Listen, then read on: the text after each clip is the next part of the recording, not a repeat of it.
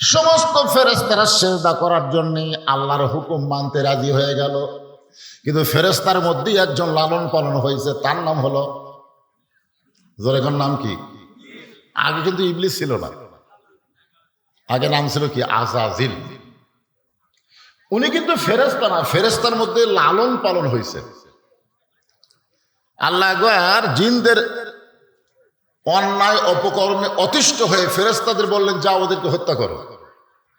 তখন জিন আর ফেরেশতারা যুদ্ধ লেগে জিনেরা সব মারা গেল। কিছু কিছু যুবক দিন তারা কুহে কাহাফ, সূরা কাহাফ পড়লে দেখবেন, কুহে কাহাফ একটা পাহাড়ের পাথর, সেটা আশ্রয় করে নিল। ফেরেশতারা বলল, আল্লাহ ওরা ভয়ে পাহাড়ের পাথর এসে লুকায় গেছে, আমরা কি ওখানে গিয়ে হত্যা করব? আল্লাহ বলতেছে, যদি লুকায় যায় আর হত্যা করার দরকার নাই। কিন্তু একটা জিনের বাচ্চা খালি মাটিতে গড়াগড়ি করে। ফেরেশতারা বলল, আল্লাহ এই তো জিনের বাচ্চা গড়াগড়ি করে, আরে করবো কি? আল্লাহ বলতেছে, এখনো পাপ করে নাই। ও এখনো কি করে নাই? পাপ করে নাই। বাচ্চারা কোনো পাপ করে?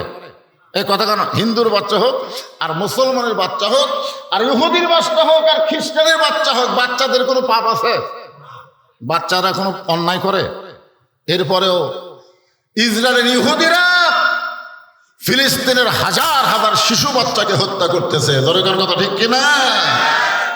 যেইটা দেখে বাংলাদেশের প্রধানমন্ত্রী পর্যন্ত চোখের পানি বের করে কান্না করেছে। আশ্চর্য! শিশু মাসুম বাচ্চাদেরকে ওরা হত্যা করতেছে, এমনকি হাসপাতালের মধ্যেও গিয়ে তারা হত্যা করছে। এই জন্য আর যাই হোক, ইহুদিদের মধ্যে কোনো মানবতা সবচাইতে মুসলমানের বড় দুশমন হলো ইহুদি শয়তান।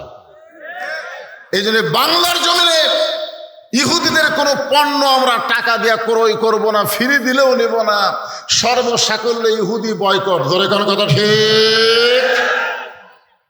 আপনাকে এলাকায় এখনো কি কোকা কোলা আছে? কোকা কোলা, হ্যাঁ, কোকা কোলা খাওয়া মানে ফিলিস্তিনের মুসলমানের রক্ত খাওয়া। এরপরে যদি কেউ কিনা খান, আমার বলার দরকার বলে দিলাম। লাইফ বয় সাবান গাওয়াত মাখতেছেন, চুলকানি যাবে, লাখ সাবান অনেকগুলো আছে, আমি এতগুলো বলবো না। আপনারা ইসরায়েলের পণ্য আর মুসলমানের পণ্য এখন ফেসবুকে দেখবেন, দেখা যাচ্ছে। ওই কোকা কোলা থেকে আমাদেরকে ফিরে রাখার জন্য আফগানিস্তানের মজো আমাদেরকে খাওয়ার জন্য বলা হচ্ছে। দরকার কথা ঠিক কিনা? মজো বুঝেন? হ্যাঁ, একটু মনোযোগ দিবেন। ছোট বাচ্চারা কোনো পাপ করে না, এই কারণে আল্লাহ বললেন ফেরেশতারা, ওরে মাইরো না, ওরে তোমরা নিয়ে আসো। ফেরেশতার মধ্যে লালন পালন শুরু হলো। এত ভালো চরিত্র হলো, এক সময় আল্লাহ তাআলা ওই জিনের বাচ্চাকে সমস্ত ফেরেশতাদের ওস্তাদ বানায়া দিল। সমস্ত ফেরেশতাদের কি বানালো? মুআল্লিমুল মালাইকা, ফেরেশতাদের ওস্তাদ।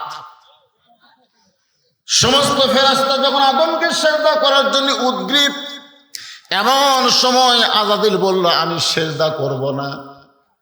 আল্লাহ বললেন, না করার কারণ কি? বলল, আমি হলাম আগুনের তৈরি আর আদম হলো মাটির তৈরি। ইল্লা ইবলিস আবা ওয়াস্তাকবার, ইবলিস অহংকার করলো, সিজদা করলো না। এখন ফেরেশতারা আদমকে সিজদা করবে, কিন্তু সিজদা করার নিয়ম জানে না। সিজদা করার নিয়ম আছে না নাই?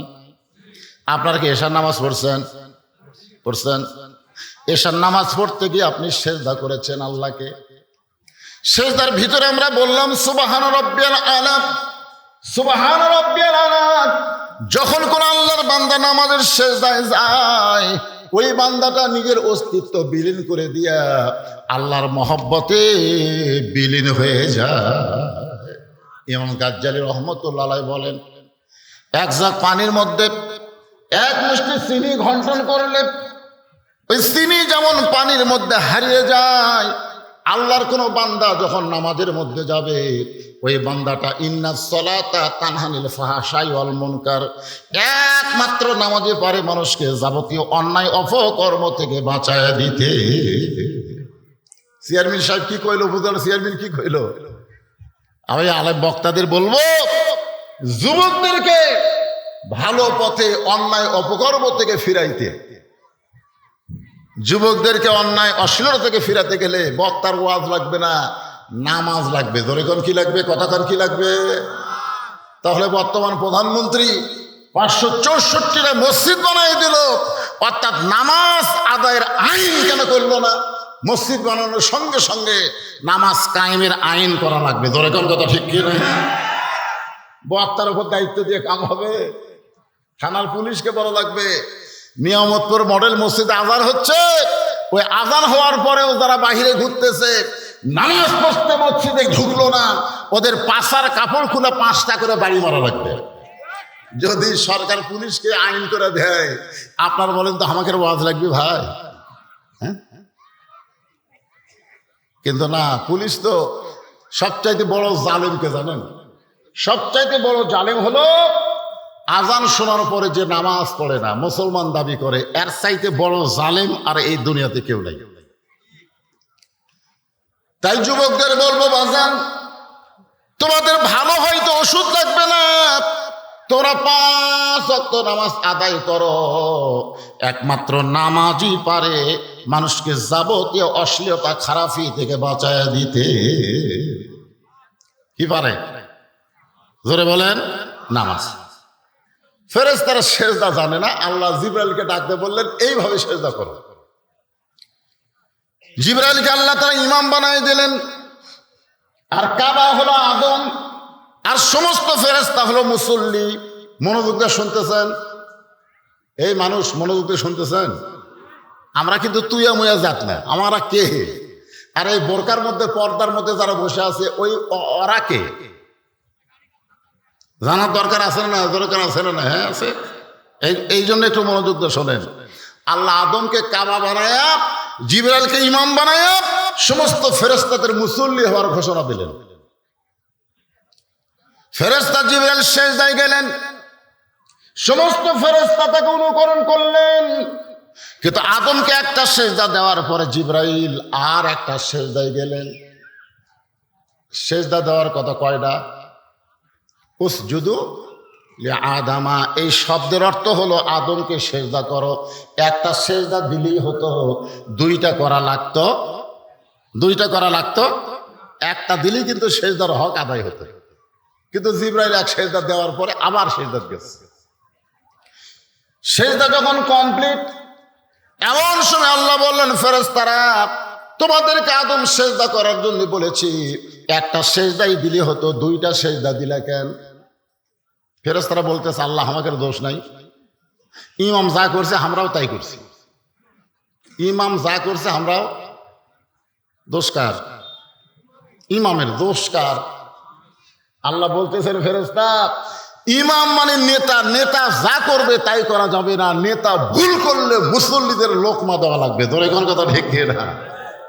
আপনারা বলেন তো মসজিদের ইমামই খালি ইমাম, না সমাজের চেয়ারম্যানও ইমাম? কথা কয় না। আচ্ছা, আপনাকে ঈশার নামাজ কয় রাকাত? ফরজ কয় রাকাত? 4 রাকাত ফরজের 3 রাকাতে যদি ইমাম বসবার চায়, আপনার কি বসবেন? ইমাম যদি টাইটেল পাস দাওরা পাস হয়, যত বড় আলেম হোক, ইমাম যদি বসে আপনার কি বসবেন? কেন বসবেন না? ও, মসজিদের টুপিওয়ালা হুজুর ভুল করলে আপনারা ভুল মানবেন না, কিন্তু সমাজের চেয়ারম্যান নেতারা যদি ভুল করে আপনাকে কোনো আপত্তি? লোকমা খালি মসজিদে ধরলে হবে না, সব জায়গায় যদি লোকমা থাকতো বাংলার জমিনে কোনো অন্যায় হতো না। কিন্তু আমরা ভালো জায়গাত লোকমা দেই, খারাপ জায়গাত লোকমা নাই। আপনারা বলেন তো ইউনিয়ন পরিষদ আর মসজিদ, এই 2টা জায়গায় হলো আল্লাহর। ধরে কোন 2 জায়গা কার? কিন্তু আমরা অনেক সময় বলি ভালো জায়গা আর খারাপ জায়গা, আসলে জায়গা একটাও খারাপ না। এক সময় বাংলাদেশে প্রায় 600 সিনেমা হল ছিল, 600, আর এখন বাংলাদেশে মাত্র 90টা সিনেমা হল। নায়কেরা বলতেছে 10টা ছবি আমরা মুক্তি দিলাম, কিন্তু হল নাই। কি নাই? সিনেমা হল নাই। তার মানে কি বোঝা গেল? যে এতগুলো হল, যেগুলো আগে সিনেমা হল ছিল সেগুলোতে হল নাই, এগুলো কি হলো? ওই জায়গা কি পড়ে আছে? ধরে কোন ওই জায়গা কি পড়ে আছে? তাহলে হল ভাঙলে যদি মার্কেট করা যায়, উপজেলা পরিষদ, ইউনিয়ন পরিষদ কাউকে কোরআনের তাবিজ দিয়া কোরআনের সমাজ দিয়েও ভালো করা যায়, ধরে কোনো কথা ঠিক কিনা? কিন্তু আমরা তো সে চেষ্টাই নাই। লোকমা নাই, লোকমা আছে মসজিদের হুজুরের, এসার 3 রাকাত নামাজে বসলি আল্লাহু আকবার, তো এ জায়গায় লোকমা দিয়া পারেন, সব জায়গায় পারেন না কেন? আল্লাহ বলেন ফেরেশতারা ইমাম ভুল করলেই তোমরা ভুল করবা, চলবে না, লোকমা দেওয়া লাগবে। ধরে কোন কি দেওয়া লাগবে? আল্লাহ জিবরাইলকে বললেন, এই জিবরাইল, একটা সেজদা দিলেই চলতো, তুমি 2 সেজদা কেন দিলা? জিবরাইল বলতেছে, আল্লাহ জানার পরও যখন জানতে চান তাহলে শোনেন। প্রথম সেজদা দিয়েছে আপনার হুকুমে, আর সেজদায় গিয়ে দেখতে পাই আদমের ভিতরে আপনাকে দেখা যায়। আদর করে মানুষ আল্লাহ বানায়া কেমনে দিবেন জাহান্নামে ফেলিয়া। আজকে কোরআনের বাগানে এসে, কোরআনের মাহফিলে এসে ঘামে যাদের শরীর থেকে ঘাম বের হয়ে গেল, আল্লাহ যদি ফেরেশতা আমার কোরআন শুনতে গিয়ে যাদের শরীর ঘামলো, ওই দেহের জন্য আমি আল্লাহ জাহান্নামের আগুনকে হারাম করে দিলাম। আমি কিন্তু বরেন্দা আলেম মাদ্রাসায় বলেছিলাম যে বৃষ্টি শুরু হয়ে গেল ভাই, এই বৃষ্টির পানিতে যারা ভিজবে ওই দেহের জন্য আল্লাহ জাহান্নামের আগুন হারাম করে দিল।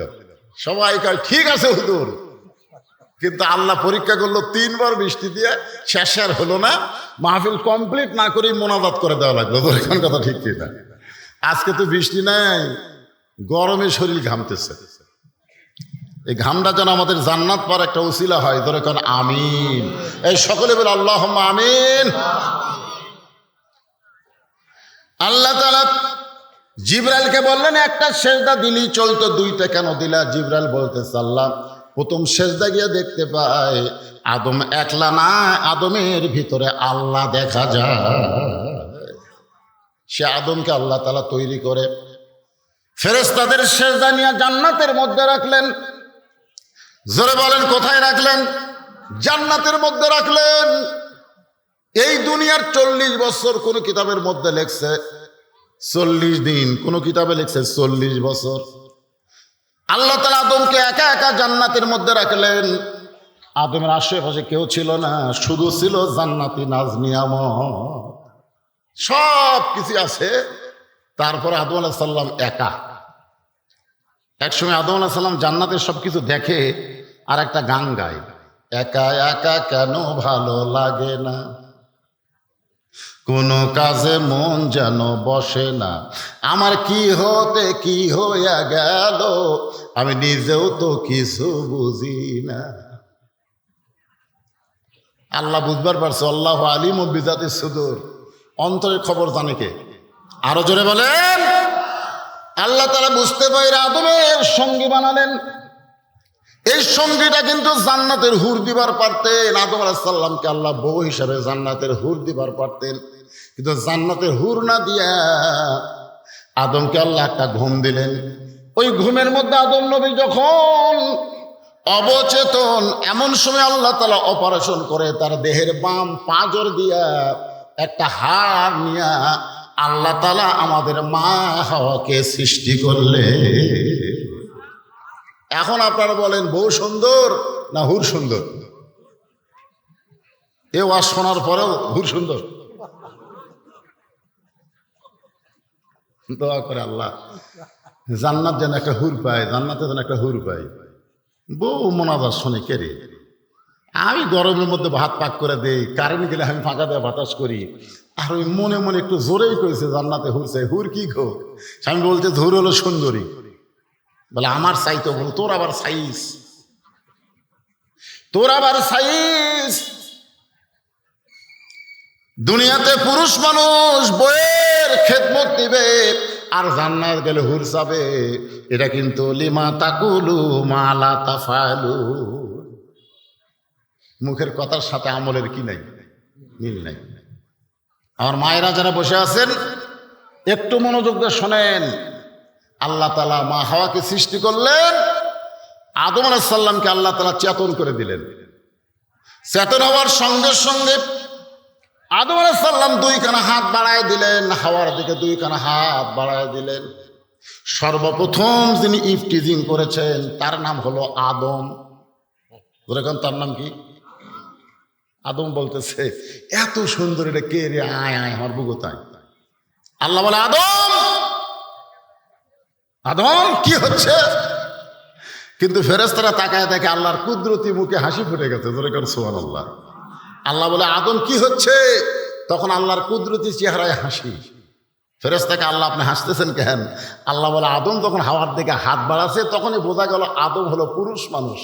আদম যদি হাওয়ার দিকে না হাত বাড়াতো তাহলে আদম হিজড়া হয়ে যেত। যেরকম কি হয়ে যেত?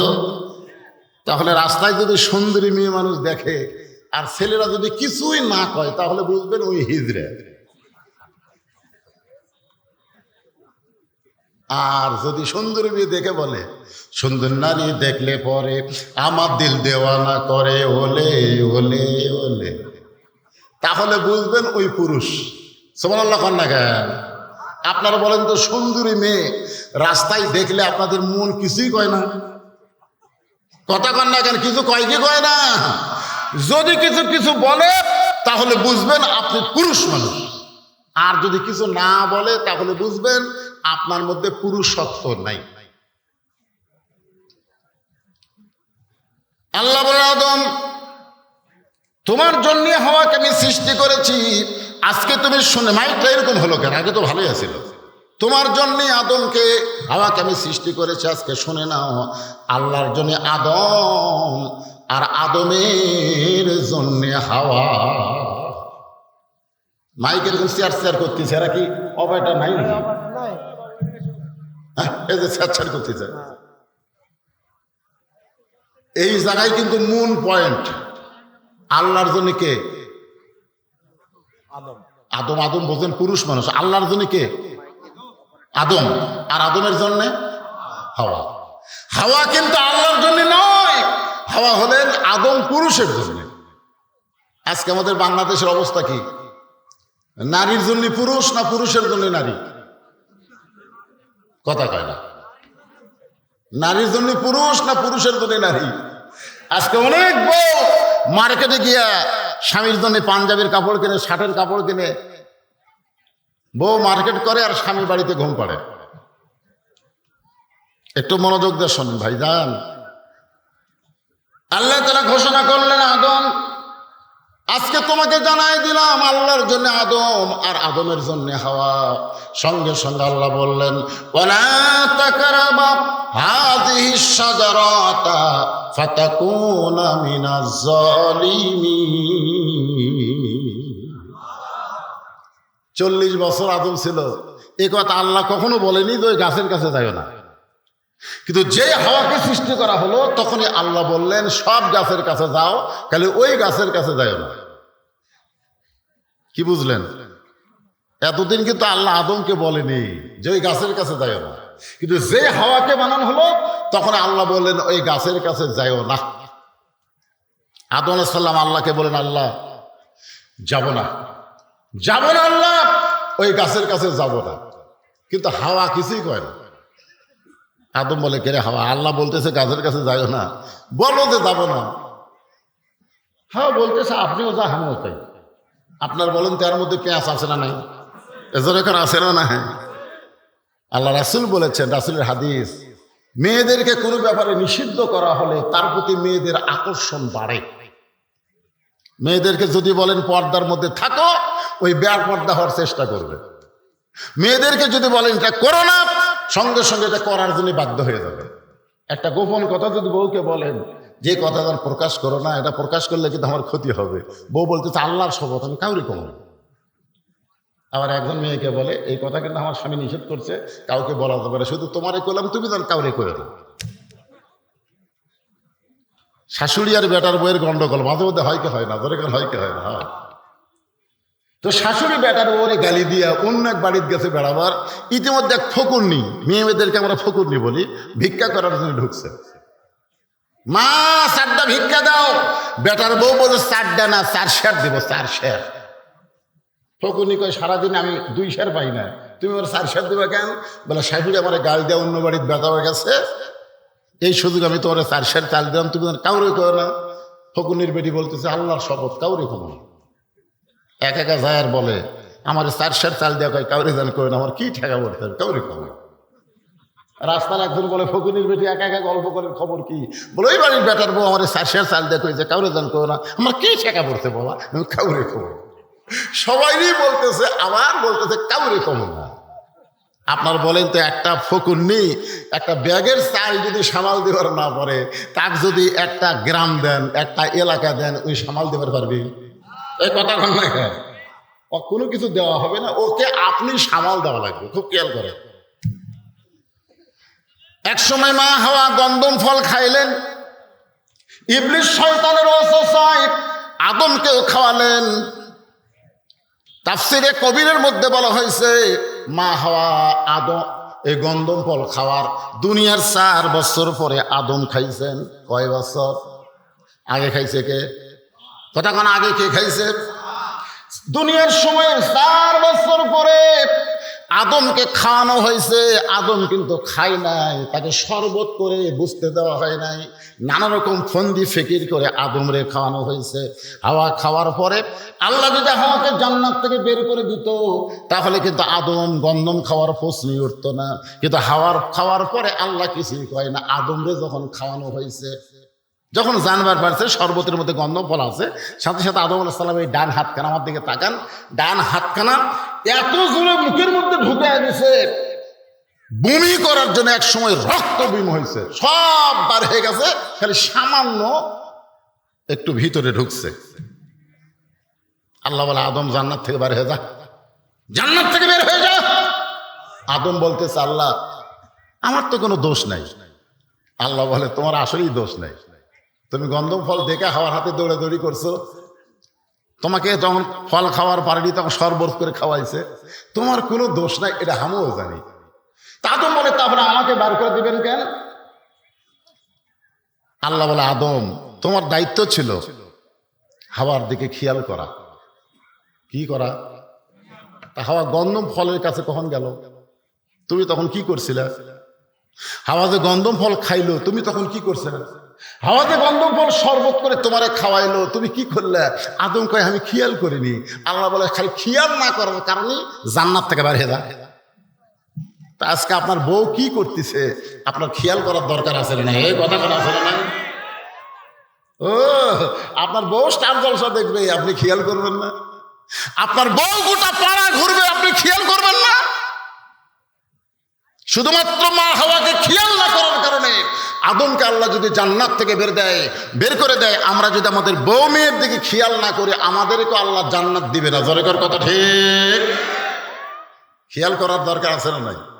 যারা পর্দার মধ্যে বসে ওয়াজ শুনতেছে, আমাকে তো আমার অত্যন্ত স্নেহের মহব্বতের ইব্রাহিম বলেছে, হুজুর সব জায়গায় কি ওয়াজ করলেন জানি না, কিন্তু ঝাঁঝরায় মেয়ে মানুষের ওয়াজ বেশি করা লাগবে।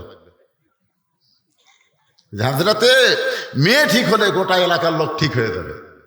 আমার মা বোনদের জন্য কিছু ওয়াজ করার দরকার আছে না নাই? দরকার আছে না? মা ঠিক, সন্তান ঠিক, আর স্বামী ঠিক, তাহলে বউ ঠিক। আল্লাহ রাসূল বলেছেন দায়ুস লা ইয়াদখুলুল জান্নাত, দায়ুস কোনদিন জান্নাতে যাবে না। সাহাবারা বললেন ইয়া রাসূলুল্লাহ দায়ুস কোন নারী? রাসূল বললেন দায়ুস কোন নারী না, দায়ুস হলো ওই সকল পুরুষ মানুষ যাদের অধীনে নারীরা পর্দা করে না। এখন বলেন আমার অধীনে কিছু নারী আছে না নাই? এজরখান আছে না নাই? কেউ না থাকলেও বউ আছে। আপনার সত্যি করে বলেন তো, বউ আপনার অধীনে আছে না আপনি বউয়ের অধীনে আছেন? কথা পায় না কেন? আপনার বউয়ের অধীনে আছেন। মা বোনদের ওয়াজ করবো রে মরদ মানুষ, ভালো করে শোনেন, কথাটা ক্লিয়ার করে বলেন, আপনি বউয়ের অধীনে না বউ আপনার অধীনে? যদি আপনি বউয়ের অধীনে থাকেন, মা বোনদের ওয়াজ করে কোনো লাভ নাই। এই মায়েরা কোথায় আছে? একটা কথা কবেন না। আমি এক ওয়াজে বলছি, মেয়েরা জোরে কথা বললে ওই কথা যদি পুরুষ মানুষ শুনতে পায় তাহলে পর্দার খেলাফ হয়। আপনার বলেন কথাকে আমি ভুল কইছি না ঠিক কইছি? ইতিমধ্যে মেয়েদের মধ্যে একটা চিঠি দিছে আমার কাছে, চিঠির মধ্যে একজন মেয়ে লিখছে, হুজুর মেয়েদের কথা শুনলে যদি পুরুষের পর্দার খেলাফ হয়, মেয়েদের পর্দার খেলাফ হয়, তাহলে প্রধানমন্ত্রী যখন ভাষণ দেয় এই ভাষণ শোনা কি? আমি চিন্তা করে গেলাম, ওরে বাবা রে, এমন প্রশ্ন করছে। কারণ বাংলাদেশের প্রধানমন্ত্রী পুরুষ না নারী? জোরে খান। তাহলে মেয়েরা জোরে কথা বললে যদি পর্দার খেলাফ হয়, প্রধানমন্ত্রী সবার উদ্দেশ্যে ভাষণ দেয়, তাহলে মরদ মানুষকে ভাষণ শোনা জায়েজ? আমি যদি বলি জায়েজ না, তা আমাকে আর নাম বেদ দিবি? এখানে অনেক চামচা আছে, মোবাইল করবি পুলিশের কাছে, তাড়াতাড়ি আসেন, একেবারে সেরা হেলে দিয়েছে। আমি চিন্তা করলাম এই প্রশ্নের উত্তর আমি কেমনে দেব। এমন সময় আল্লাহর কোরআন আমার সামনে এসে বললেন, উদউ ইলা সাবিলি রাব্বিকা বিল হিকমা। ডাইরেক্ট যদি বলবার না পারো, তাহলে হিকমতের সাথে জনগণকে বলে দাও। আপনার বলেন তো কোরআনে হিকমত আছে না নাই? আমি হিকমত নিয়েই আপনাদের সামনে আমার মা বোনদেরকে নিয়ে কথা বলবো। আমার মায়েরা একটু মনোযোগ দেন। প্রত্যেক জুমার দিন ইসলামিক খুতবায় ইমাম সাহেব মুসল্লিদের সামনে আরবিতে কথাগুলো বলে। আমরা অনেক মানুষ আরবি বুঝি না বলে বুঝবার পারি না। আরবিতে কিন্তু বলে সাইদাতুন নিসাই আহলেল জান্নাহ ফাতেমাতুজ জোহরা, জান্নাতি নারীদের যিনি নেত্রী হবেন তার নাম হইল ফাতেমা। আল্লাহ রাসূল বলেন, ফাতেমা তুমি নবীর মেয়ে হওয়ার কারণে তুমি জান্নাতে যাবে, এই কথা কখনোই মনে রাখবা না, মনে করবা না। নবীর মেয়ে হওয়ার কারণে আল্লাহ তোমাকে জান্নাত দেবে না। জান্নাতে যদি যাবার চাও, তাহলে জান্নাতের আমল করে তোমাকে জান্নাতে যেতে হবে। ফাতিমা বললেন, বাবা মেয়েরা জান্নাতে গেলে কি আমল করা লাগবে? আল্লাহ রাসূল বললেন, আমল বেশি না।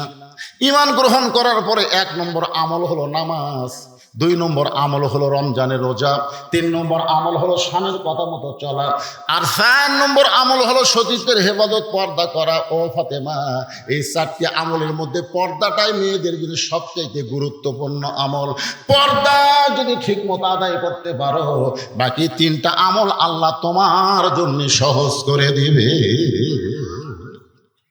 সঙ্গে সঙ্গে মা ফাতেমা তার কাছে যে ওড়না ছিল, সে ওড়নাটা ঘণ্টা আকারে দিয়ে বলল, বাবা এই মুহূর্তে আজ থেকে আমি ফাতেমা পর্দার ভিতরে ঢুকে গেলাম। সুবহানাল্লাহ কন্যা কেন? আল্লাহ কোরআনে বলেন, ওয়াকরনা ফি বুয়ুতিকুন্না ওয়ালা তাবাররাজনা তাবাররুজাল জাহিলিয়াতিল উলা। এমনভাবে পর্দা গ্রহণ করলো, একসময় আল্লাহ রাসূল ফাতেমার জন্য খোঁজ খবর দিলেন, ফাতেমা তোমার পর্দাটা আল্লাহ পছন্দ করে, আল্লাহ তোমাকে জান্নাতি নারীদের নেত্রী ঘোষণা করে দিচ্ছে। এই কথা শুনে ফাতেমা মুচকি মুচকি হাসতেছে। রাসূল বলে, হাসতেছো কেন? বলে, আল্লাহ আমাকে জান্নাতি নারীদের নেত্রী বানাইছে। এইটা শোনার পর আনন্দ লাগতেছে। রাসূল বলে, ফাতেমা আল্লাহ তোমাকে জান্নাতি নারীদের নেত্রী বানালে কি হবে? আল্লাহ তোমার আগে একজন মেয়েকে জান্নাত দিবে। আপনারা সুবহানাল্লাহ বলতেছেন না কেন? কিন্তু ফাতেমা সুবহানাল্লাহ কয় না। আল্লাহ রাসূল বলে, ফাতেমা আল্লাহ তোমার আগে একজন মেয়েকে জান্নাত দিবে। এইটা শোনার পরে সুবহানাল্লাহ কও না কেন? ফাতেমা বলে, আমার বিরুদ্ধে ওয়াজ হচ্ছে, আমি সুবহানাল্লাহ কম। আপনারা বলেন তো, আমাদের বিরুদ্ধে তখন কথা আসবে সুবহানাল্লাহ না নাউজুবিল্লাহ? এই কথা কেন, সুবহানাল্লাহ না নাউজুবিল্লাহ? আল্লাহ রাসূল বলে, ফাতেমা তোমাকে আল্লাহ জান্নাতের নেত্রী বানাবে, এটা ঠিক, কিন্তু তোমার আগে একজন মেয়েকে জান্নাত দিয়ে। ফাতেমা বলে, বাবা যে মেয়েটা আমার আগে জান্নাতে যাবে ওই মেয়েটার পরিচয় কি? রাসূল বললেন, ওই মেয়েটার পরিচয় হলো, ওই যে একটা জঙ্গল দেখতেছো, জঙ্গলের সামনে ছোট্ট একটা বাড়ি, ওই বাড়িটা হলো একটা কাঠুরিয়ার বাড়ি। ওই কাঠুরিয়ার বিবি জামিলাকে আল্লাহ তোমার আগে জান্নাত দিবে। আপনারা সুবহানাল্লাহ কইলেও ফাতেমা সুবহানাল্লাহ কয় না। ফাতেমা একটু মন খারাপ করে বলে, বাবা সাধারণ একটা কাঠুরের বউ জামিলা, আমি ফাতেমার আগে জান্নাতে যাবে এমন কি আমল করলো যে আমলটা আমিও করতে চাই। রাসূল বলেন, ফাতেমা, কাঠুরের বউ জামিলা কি আমল করছে এটা আমি বলতে পারবো না, এটা তোমাকে তদন্ত করে জানতে হবে। এটা আমি বলতে পারবো না, এটা তদন্ত করা লাগবে। ধরে কারণ কি করা লাগবে? পরের দিন আসরের নামাজের পথে ফাতেমা চুপি চুপি ওই কাঠুরার বাড়ির দিকে রওনা দিলেন।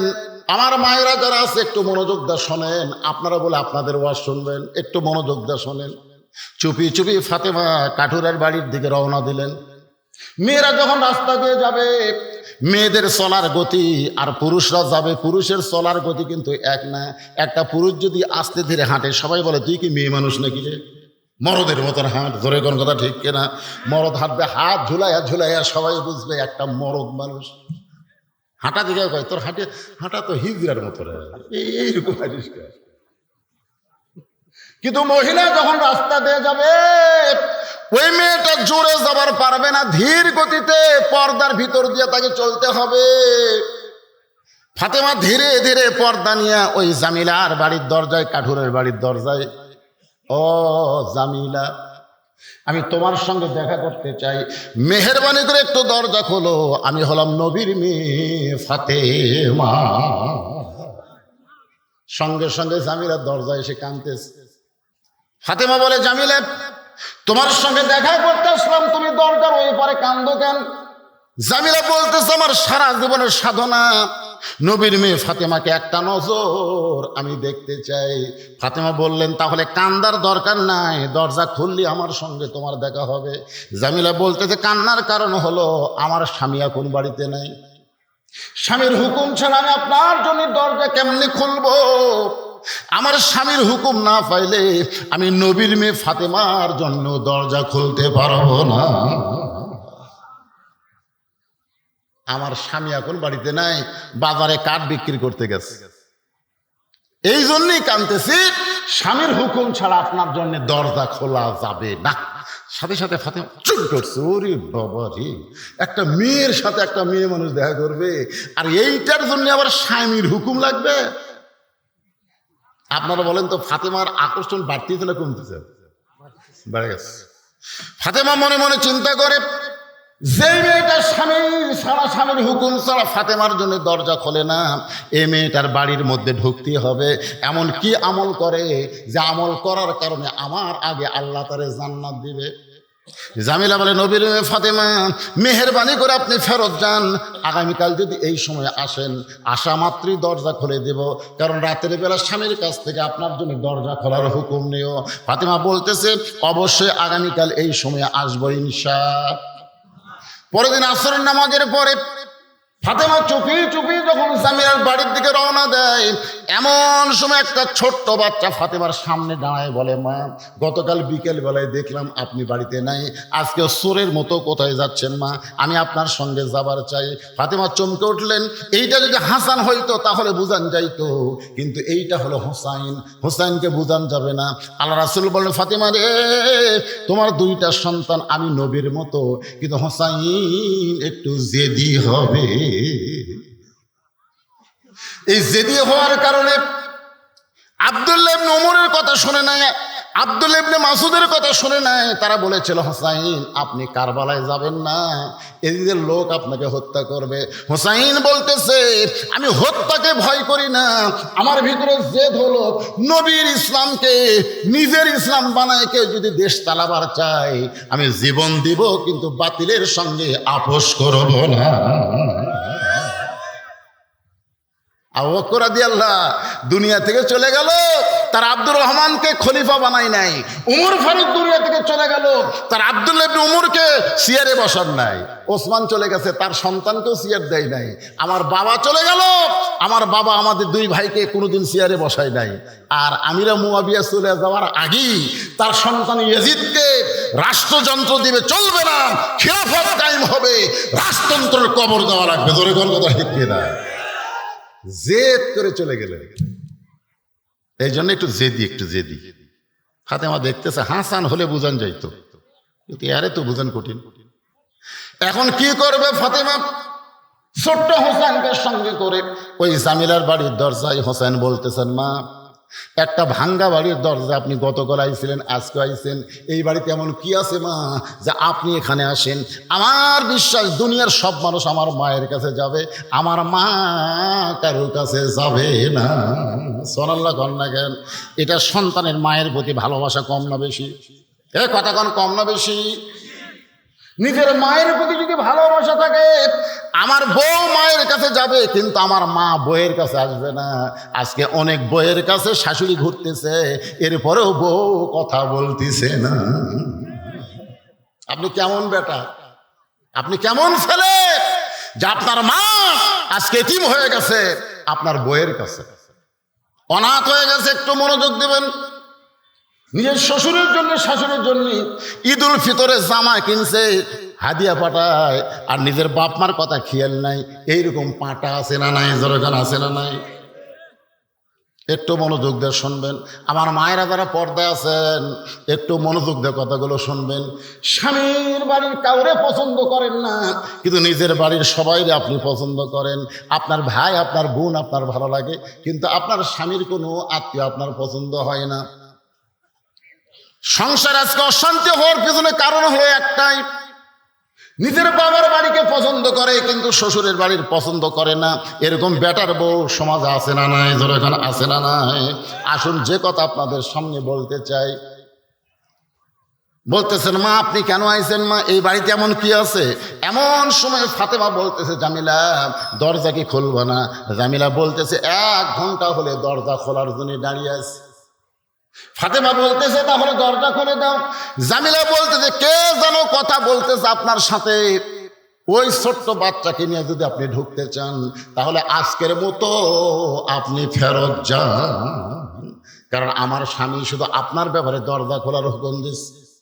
আপনি একজন বাচ্চা নিয়ে আসবেন, ওই বাচ্চাকে বাহিরে রাখতে হবে। বাচ্চা নিয়ে যদি আপনি আমার কাছে আসতে চান, তাহলে আজকের মতো আপনি ফেরত যান।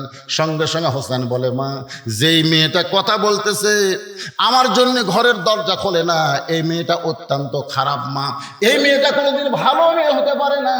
সঙ্গে সঙ্গে ফাতেমা হোসেনের কপালে চুম্বন দিয়ে বলে, বাবা, তুমি যে মেয়েটাকে খারাপ বলতেছ, তোমার নানা বলেছে ওই মেয়েটা তোমার মায়ের আগে জান্নাতে যাবে।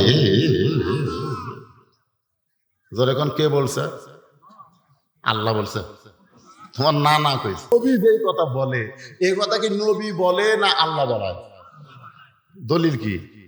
আল্লাহর কোরআন, মা ইয়ানতিকু আনিল হাওয়া ইন হুয়া ইল্লা ওয়াহুই ইউহা।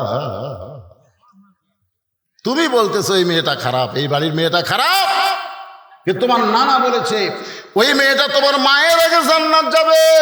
সঙ্গে সঙ্গে হোসেন মায়ের হাত ধরে বলতেছে, মা, তাহলে অজাতা এই দরজায় ঘুরে লাভ নাই, আসল জায়গায় যাওয়া লাগবে।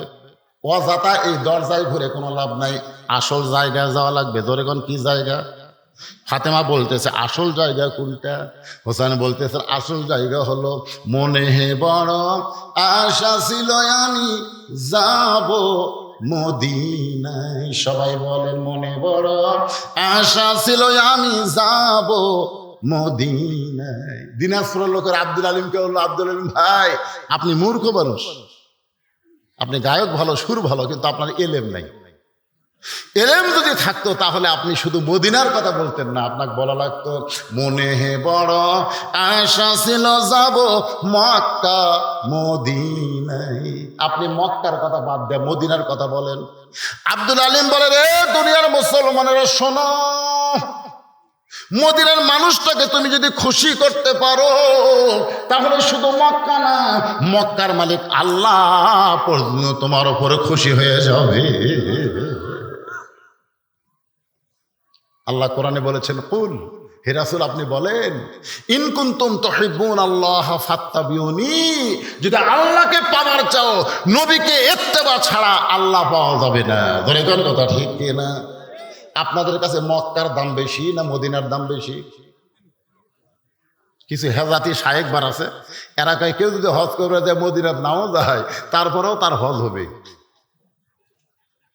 আজকে বাংলাদেশের সরকার যদি ঘোষণা করে বাংলাদেশের মুসলমানকে 2 জায়গার এক জায়গা দেখার পারমিশন দেওয়া হবে, যারা মদিনায় যাবা তারা মদিনার টিকিট করো, যারা মক্কায় যাবা তারা মক্কার টিকিট করো, যারা মক্কায় যাবা তারা মদিনায় যাবার পারবে না, আর যারা মদিনায় যাবা তারা মক্কায় যাবার পারবে না। আপনারা বলেন তো কোন টিকিট বিক্রি বেশি হবে? এর অন্তর থেকে কথাটা কন না কেন, কোন টিকিট? দেখা যায় মক্কার টিকিট বেচাই হয় না। ভাইজান, আহা, মক্কাতে আল্লাহর কাবা ঘর, আর মদিনায় আছে স্বয়ং রাসূল। হিজরত করে যখন মদিনায় গেলেন, মদিনায় থেকে 8ম হিজরিতে যখন মক্কা বিজয় হলো, আল্লাহ রাসূল বলেন সাহাবেরা কাবা ঘরের দরজা খোলো। কাবা ঘরের দরজা খুলে দেখে 360টা মূর্তি। ওমর ফারুক বলে রাসূলুল্লাহ, আল্লাহর ঘরের মধ্যে মূর্তি, এই মূর্তি কে ঢুকালো? রাসূল বললেন ঘর আল্লাহর থেকে লাভ নাই, আল্লাহওয়ালা থাকা লাগবে। জোরে কোন কথা ঠিক কিনা?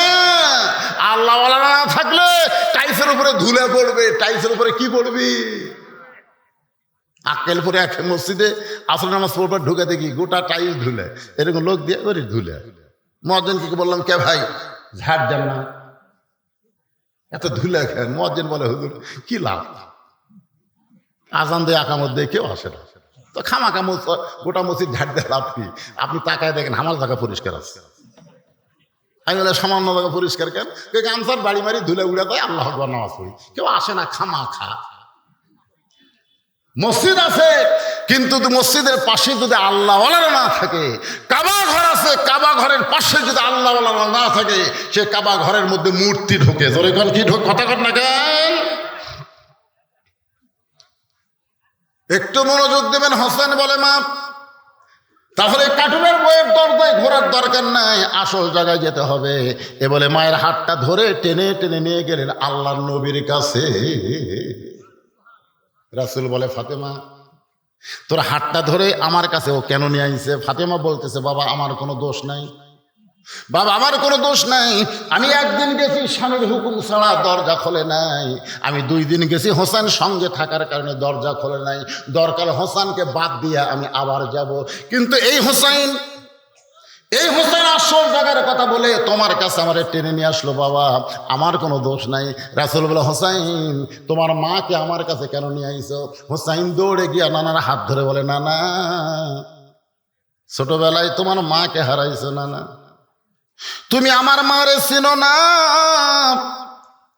তোমার মা কেমন ছিল আমি জানি না, তবে আমার মাকে তুমি চিনো না। যদি চিনতে না তাহলে একটা কাঠুরার বইয়ের দরজায় আমার মাকে তুমি কোনোদিন পাঠাতা না। সুবহানাল্লাহ কেন? আপনারা বলেন তো হোসেনের মাকে আল্লাহ নবী সিরিকে চিনে না? এজরজন সিরিকে চিনে না, কিন্তু হোসেন বলে না না তুমি আমার মারে চিনো না। যদি চিনতে পারতাম তাহলে সাধারণ একটা কাঠুরের বইয়ের দরজায় আমার মাকে তুমি পাঠাইতা না। নানা গো দুনিয়ার সব খবর আগে আল্লাহ তোমাকে দেয়, তোমাকে খবর না দিয়া আল্লাহ অন্য কাউরে খবর দেয় না। এই কথা বলতে গিয়ে কিন্তু তাহিরি সাহেব কইছে আল্লাহর ধন নবী নিয়া আল্লাহ আছে গায়েব হইয়া, নবীর ধন খাজা নিয়া শুয়া আছে আজমিরে, কেউ ফিরে না খালি হাতে, খাজারে তোর দরবারেতে। তাহিরি যদি শুধু বলতো আল্লাহর ধন নবী নিয়া আল্লাহ আছে গায়েব হইয়া, কথা 100 ভাগ সত্য। কারণ আল্লাহ প্রকাশ না, আল্লাহ হলো গায়েব। আর আল্লাহর সব কিছু নিয়ামত আল্লাহ আমার নবীকে দান করেছে। এই পর্যন্ত কিন্তু ঠিক আছে, কিন্তু এর পরের লাইন হলো নবীর ধন খাজা নিয়া। নবীর ধন শুধু খাজা নেবে কেন? আল উলামা ওয়ারাসাতুল আম্বিয়া, সমস্ত আলেমরাই হলো নবীর ওয়ারিস। সে আলেমরা আপনাদের কি শিখায়? ইয়াকা নাবুদু ওয়া ইয়াকা নাস্তাইন। একমাত্র চাইতে হবে পাইতে হবে কার কাছে? জবান খুলে বলেন কার কাছে? খাজা বাবার দরবারেতে কেউ ফিরে না খালি হাতে। এই গানটা হলো শিরকি গান। ধরে কোন কি গান? আপনারা কার কাছে যাবেন? তেনা ফিরের কাছে? তো গাছও তো অত তেনা বান্ধা কেন? আচ্ছা এত তেনা তেনা গাছের ডালে ডালে আপনার তেনা বানলেন কেন? আপনারা বলেন ওই গাছ কি আছে? আছে? ওই গাছ কেউ যদি কাটতে পারেন বদর যুদ্ধের সওয়াব আল্লাহ দান করে দেবে। বদর যুদ্ধের সওয়াব, বদর যুদ্ধে বিজয় হওয়ার কারণে মুসলমান ইসলাম বুঝেছে, কাফের বেঈমানেরও বুঝেছে আল্লাহ কি। জোরে কোন কথা ঠিক কিনা? শিরক মারাত্মক পাপ। তেনা কিছু করতে পারে না, যা কিছু করে কে? সবাই জবান খুলে বলতে হবে, যা কিছু করে কে? না না, কোন আমলের কারণে কাঠুরের বউ জামিল আমার মায়ের আগে জান্নাতে যাবে, এটা না বলা পর্যন্ত আমি আপনার হাত ছাড়বো না। কি ছাড়বো না? আপনারা বলেন তো হোসেন, জেদি কম না বেশি? জোরে বলেন। নবীর হাত চাইবা ধরে বলে, না না, কোন আমলের কারণে? সাধারণ একটা কাঠুরের বউ জামিলা আমার মায়ের আগে জান্নাতে যাবে, এটা না বলা পর্যন্ত আমার হাত ছাড়বো, আপনার হাত ছাড়বো না। এইবার নবীর হাতটা যখন চাইবা ধরছে, এমন সময় আল্লাহ নবী ডাক দিলেন, আলী, আলী রে। সঙ্গে সঙ্গে হযরত আলী বলে, লব্বাইক ইয়া রাসূলুল্লাহ। নবী বলতেছেন, লব্বাইক ইয়া রাসূলুল্লাহ। নবী বলতেছেন, চুপ। এই সময় আমি নবী না, আমি হলাম তোমার শ্বশুর, তুমি হলো আমার জামাই, এইটা হলো আমার নাতি হোসাইন, আর ওইটা হলো আমার মেয়ে। সব সময় নবী হওয়া যায় না, মাঝে মধ্যে বাবা হওয়া লাগে, নানা হওয়া লাগে, শ্বশুর হওয়া লাগে, সব সময় নবী হওয়া যায় না। ধরে কোন ঠিক কিনা? আমাদের নবী যদি সবসময় নবী হতেন, তাহলে আমাদের আদর্শ হবার পারত না। আমাদের নবী কি সবসময় নবী? জেহাদের ময়দানে কি সেনাপতি, জেহাদের ময়দানে কি ফাতেমার কাছে পৃথিবীর শ্রেষ্ঠ বাবা, হোসেনের কাছে পৃথিবীর শ্রেষ্ঠ নানা, খাদিজার কাছে পৃথিবীর শ্রেষ্ঠ স্বামী। ধরে কোন কথা ঠিক কিনা? সাহাবীদের কাছে পৃথিবীর শ্রেষ্ঠ নেতা। মানে নবী যে দিকে যাবেন সব দিক দিয়ে কয় নম্বর? 1 নম্বর। গরিবের কাছে নবীর চাইতে গরিব কেউ নাই, ধনীর কাছে নবীর চাইতে বড় ধনী কেউ নাই। এই জন্য আল্লাহ কোরআনে বলেছেন, লাকাদ কানা লাকুম ফি রাসূলিল্লাহি উসওয়াতুন হাসানা। যার মধ্যে সব গুণ গুণান্বিত, তাকেই তোমরা আদর্শ হিসেবে গ্রহণ করো। এ কথা কার? আমাদের অনেক নেতা তারা নেতাগিরি করতে পারে, কিন্তু নামাজ পড়াবার পারে না। ধরে কোন কথা ঠিক কিনা? আমাদের অনেক নেতা আছে, দেখবেন তার সন্তানেরা তাকে বাপ হিসেবে পছন্দ করে না। আবার অনেক নেতা আছে, তার বউ তাকে 2 চোখে দেখবার পারে না। ধরে কোন কথা ঠিক কিনা? আপনি বলেন তো, নবীজি নেতা, আপনি যে দিকটা যাবেন নবী কয় নম্বর? আলী কোন আমলের কারণে একটা কাঠুরের জামিলা হোসেনের মা ফাতেমার আগে জান্নাতে যাবে, এইটা তোমাকে একটু বলা লাগবে। আলী বলতেছি, ইয়া রাসূলুল্লাহ, আপনি তো আমাকে নিষেধ করে দিয়েছেন। হুজুর, আপনি তো নিষেধ করে দিয়েছেন, আজকে বলার হুকুম দিলেন। আলী বলতে, তোর বেটা যেভাবে আমার হাত ধরছে, আজকে হুকুম না দিলে তো আমার রক্ষা নাই। জোরে কোন সুবহানাল্লাহ। সঙ্গে সঙ্গে আলী বলতেছে, ও ফাতেমা, কোন আমলের কারণে একটা কাঠুরের বউ জামিলা তোমার আগে জান্নাতে যাবে, এর যদি শুনবার চাও তাহলে তোমাকে ধৈর্য ধারণ করা লাগবে। কারণ মেয়েদের চরিত্র হলো, এক মেয়ের কাছে আর এক মেয়ের সৌন্দর্য, আর এক মেয়ের সৌন্দর্য আর এক মেয়ের ভালো বলা যায়। বিশ্বাস যদি না করেন, তাহলে আপনার বইয়ের সামনে একদিন হুরের কথা বলে দেখবেন। করছেন কোনোদিন? আপনি যে জান্নাতে হুর পাবেন, এই গল্প কোনোদিন বইয়ের কাছে করছেন? কথা কয় না রে, করছেন কোনোদিন? আপনার বউ কত ভালো, একদিন গল্প করে দেখবেন। আমি শুধু বলছিলাম, আল্লাহ যদি আমাকে জান্নাত দেয়, জান্নাতে যে হুর হবে সে হুরের নাকের সাইজ এরকম, চোখের সাইজ বলতি। আমার বউ দেখি বালুস বগলের মধ্যে নিয়ে ঘর থেকে বাইরে হয়ে যাচ্ছে। আমি বললাম, কোথায় যাও? বল, হুর নিয়ে থাকো, আমার কি দরকার। আমি সেই দিন বুঝেছি, ভাই, নিজের বইয়ের কাছে হুরের গল্প করারও কোনো সুযোগ। কথা কন না কেন? আপনার বইয়ের কাছে আপনার বইয়ের গুণের তারিফ করে দেখবেন, রাগ করবে। নিজের বউ অন্য কোনো মেয়ের তারিফ, অন্য কোনো মেয়ের প্রশংসা শুনতে চায়, যার কারণে হযরত আলী বললেন, ফাতেমা, কোন আমলের কারণে কাঠুরার বউ জামিলা তোমার আগে জান্নাতে যাবে, এটা জানতে গেলে তোমাকে ধৈর্য ধারণ করা লাগবে। ফাতেমা বলতেছে, আমার কোনো আপত্তি নাই, আমি শুনতে চাই কোন আমলের কারণে একটা কাঠুরের বউ ফাতেমার আগে জান্নাতে যাবে। আল্লাহ রাসূল বললেন, ফাতেমা, তাহলে শোনো, তোমার কি মনে আছে? একটু মনোযোগ দাও। আলী যা বলবে মনোযোগ দিয়ে শুনবে। আলী বলতেছেন, ফাতেমা, একদিন দুপুর বেলায় তুমি ওকে ঘরের মধ্যে ডাকলে, আলী বলতেছে আমি যখন ঘরের মধ্যে গেলাম তখন তুমি আমাকে একটা ওড়না দিয়ে বললেন স্বামী গো। হাসান হোসেন ক্ষুধার জ্বালায় কানতে কানতে ঘুমায় গেছে। ঘুম থেকে চেতন পাইয়ে খাবার চাবে, কিন্তু গোটা ঘরে খাবার কিছু নাই। আমি জানি এই মুহূর্তে আপনার পকেটেও কোনো টাকা নেই। হাসান হোসেন ঘুম থেকে উঠে যখন খাবার চাবে তখন আপনিও বেকায়দা, আমিও বেকায়দা। এই জন্য এই জিনিসটা আপনাকে দিলাম, এটা হলো আমার ওড়না। এটা বাজারে বিক্রি করবেন, এর যা দাম হবে সেই দাম দিয়া আমার হাসান হোসেনের জন্য খাবার নিয়ে আসবে। আলী বলতে যে ফাতেমা, তুমি আমাকে ওড়না দেওয়ার পরে আমি তোমার ওড়না পকেটের মধ্যে নিয়ে বাজারে গেলাম, কারণ ফাতেমার ওড়না স্বামী নিয়ে বাজারে ঘুরতেছে, মনটা খালি বারবার বলতেছে ওড়না বের করে যদি বিক্রি করবার চাই, আর খরিদ্দার যদি বলে আলী এই ওড়নাটা কার, আমি যদি বলি আমার বইয়ের, তখনই খরিদ্দার চিন্তা করবে যেই পুরুষ মানুষ বইয়ের জিনিস বেচা খায় এই পুরুষ হলো দুর্বল পুরুষ। ধরে কোন কি পুরুষ? আপনারা কি বইয়ের জিনিস বেচা খান? কথা কয় না। বেচা যদি খান আপনি কি দুর্বল। এখন জমি কিনবে, জমির দাম ৮০,০০০, টাকা আছে ৬০,০০০, ২০,০০০ টাকার জন্য জমি হচ্ছে না। ওর খালি একটাই চিন্তা, আমার জমির ধারে জমি এটা কেনাই লাগবে, কিন্তু টাকা যে ৬০,০০০ আছে ২০,০০০ নাই। দুপুরে বেলা ভাত খাবার যায় থাকে, ওর বইয়ের গলাত মালা, ওর নজর খালি মালার দিকে। এই মালাটা কিন্তু ওই কিনে দেয়নি, ওর শ্বশুর কিনা মেয়ে দিছে। বিয়ের সময় অনেক বাবা মেয়ে দেয় না, এদের এখন দেয় কি দেয় না, এখন ওই মালার দিকে বারবার তাকায় আর বলতেছে হতেই হচ্ছে না, হতেই হচ্ছে। বউ কয় কি গো, হতে হয় না কি? জমিদারের জমি গো, হতেই হচ্ছে না। ৬০,০০০ টাকা আছে, জমির দাম ৮০,০০০, ২০,০০০ টাকা কোথায় পাই? বউ বলতে ধৈর্য ধরো, ইন্নাল্লাহ মা'আস সাবিরিন, ধৈর্যশীলদের সঙ্গে আল্লাহ আছে। এ বছর হবি না সামনে বছর হবি। স্বামী বলতে তোর বাপের জমি, তোর বাপে আমার জন্য ১ বছর থুবি। বউ বলতেছে তাহলে আমার উপর খেপেন কেন? বলে খেপার কারণ হলো তুই একটু দয়া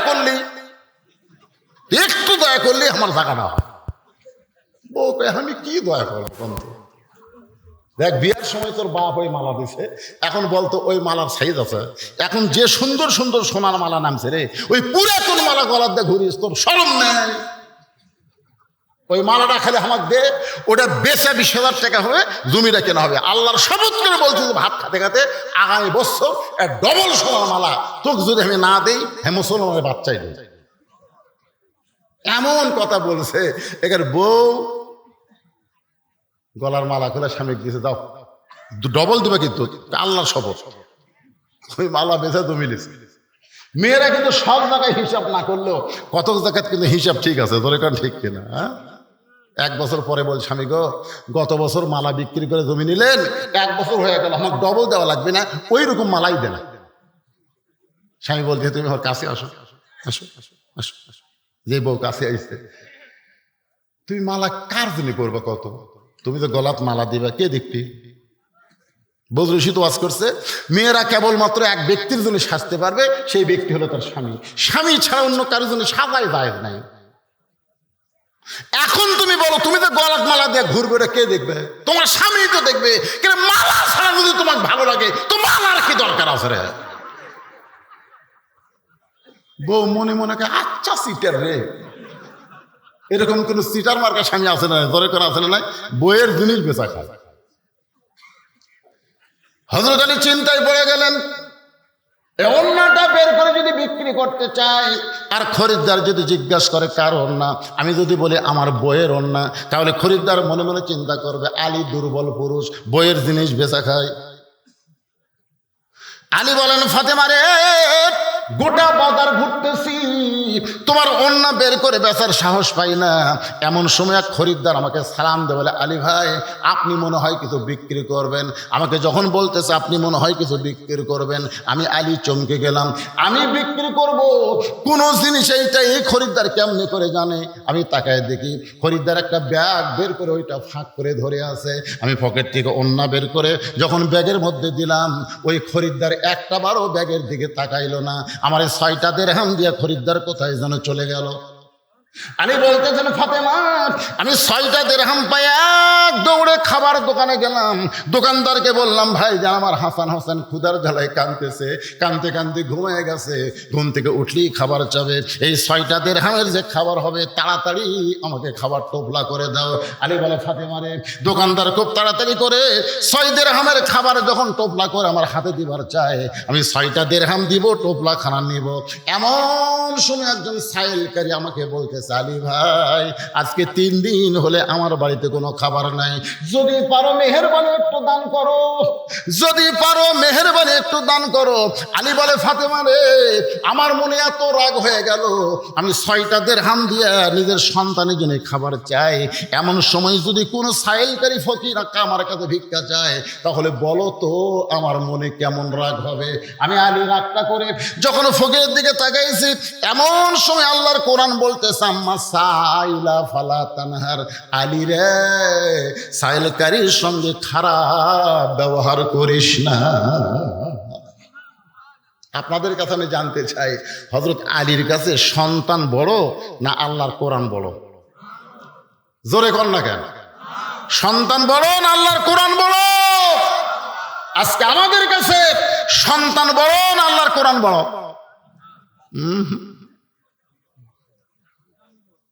সন্তানে বড়। আল্লাহ কোরআনে বলেন, ইন্নামা আমওয়ালুকুম ওয়া আওলাদুকুম ফিতনাত, নিশ্চয় তোমাদের সম্পদ আর তোমাদের সন্তান হলো তোমাদের বিপদের কারণ। আজকে বেশি সম্পদ থাকার কারণে আপনি বিপদের মধ্যে পড়ে গেছেন, আবার সন্তান খারাপ হওয়ার কারণে আপনি জাহান্নামী হবে। যে বাবা একলা নামাজ পড়ে, ছেলে নামাজ পড়ে না, আপনার বলেন তো এই বাবা কি জান্নাতে যাবে? কেন যাবে না?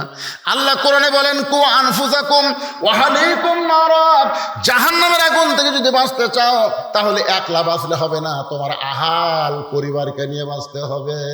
আমার বাবাজিরা, সন্তানকে যদি ভালো করতে চান, রাসূল বলেছেন 7 বছর বয়স থেকে নামাজের তালিম দাও, 10 বছর থেকে জোর করে নামাজ ধরো।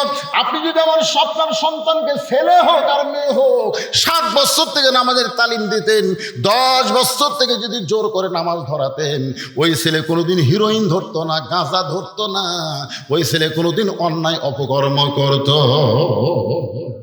কথা কন না কেন ভাই? আজকে বুড়া মানুষ জান্নাতে যাবি, বেটা কি করে ওই দিকে খেয়াল নাই। হযরত আলীর কাছে আল্লাহর কোরআন বড় হওয়ার কারণে আম্মা সাইলা ফালা তানহার, এই আয়াতকে বিশ্বাস করে 6টা দিরহামের মধ্যে 1টা দিরহাম ফকিরকে দিয়ে দিলেন। সুবহানাল্লাহ। কোন মনে মনে চিন্তা করে, 6টা দিরহামের 1টা দিরহাম দিলাম, এখনো কয় দিরহাম? 5টা দিরহামের খাবার নিয়ে বাড়িতে যাব, যা খাবার হবে ওইটা হাসান হোসেনের চলবে। এই মনে করে 1টা দিরহাম দিয়ে 5টা দিরহাম যখন কাছে রাখছে, এমন সময় আল্লাহর কোরআন বলতেছে, আল্লাহর কোরআন বলতেছেন, ওমা তুনফিকু মিন শাইইন ফি সাবিলিল্লাহি ওয়াফা ইলাইকুম ওয়া আনতুম লা তুযলামুন। আপনারা আয়াত বুঝতে পারেননি। সুবহানাল্লাহ, খুব একটা জোরে হলো না। এই আয়াতের অর্থ করলে তো সুবহানাল্লাহ খুব জোরে করবেন, অর্থ না শুনে একটু জোরে সরে বলেন সুবহানাল্লাহ, আরো জোরে বলেন। এখানে আল্লাহ বলতেছেন আমার রাস্তায়, খুব খেয়াল করবেন, আমার রাস্তায় কেউ যদি 1 টাকা দেয়, ওয়াফা ইলাইকুম, আমি আল্লাহ তাকে আবার ফিরে দেব। আপনি যদি 1 দেন আল্লাহ ফিরে দেবে। আপনি বলেন তো, আপনি 1 দিলেন, আল্লাহ 1 টাকা দিবে? আল্লাহ বলতেছেন দুনিয়াতে কমপক্ষে তোমাকে 10 গুণ বেশি দেওয়া হবে, আর আখিরাতে টাকা না পয়সা না, এই দানের বিনিময়ে তোমাকে জান্নাত দেওয়া হবে। আল্লাহর কোরআনের আয়াতকে কারা কারা বিশ্বাস করেন? 2 হাত তোলা, আল্লাহ দেখান তো যারা বিশ্বাস করেন। আর যারা করেন না হাত তোলেন না। ওই দেখেন 2 বাচ্চা কিন্তু ঘুরতেছে, তার মধ্যে হাত তুলছে। এটা কি দেখা দেখি? বিশ্বাস করে না দেখা দেখি? আমার কাছের লোক হাত তোলে, আমি না তুললে কেমন হয় রে ভাই? টান করে তোলেন তো দেখি।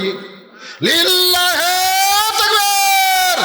হাত নামান যারা বিশ্বাস করলেন কোরআনের আয়াত, ওমা তুনফিকু মিন শাইইন ফি সাবিলিল্লাহি ওয়াফা ইলাইকুম ওয়া আনতুম লা তুযলামুন, তাদের কাছে 5টা মিনিটের জন্য একটু ব্যাগ যাবে। 10 টাকা দিলে আপনি 100 পাবেন, 100 টাকা দিলে আপনি 1000 পাবেন, একই পাবেন। আপনারা আর মনে করেন হুজুর এই পকেট থেকে দিয়ে এই পকেট ফাঁকা থামো দেখি তো 10 গুণ আসে কিনা। আপনাকে কথা ঠিক না ঠিক? আল্লাহ বলতে পাগল এখনই মানে কি? এখনই মানে হলো এখানে আসো না, তুমি যে বাড়ি যাওয়ার সময় তুমি ইটার সাথে উষ্টা খাবা। উষ্টা খেয়ে তোমার পাও ভাঙবি, নিয়ামত পুরো হবি না, 9 গাদা লাগবি, তোমার পিছনে 20,000 টাকা খরচ হবে। কিন্তু এই ব্যাগের মধ্যে দান করার কারণে শুধু আজকের রাত না, এই বছর সমস্ত বালা মুসিবত থেকে আমি আল্লাহ তোমাকে হেফাজত করব।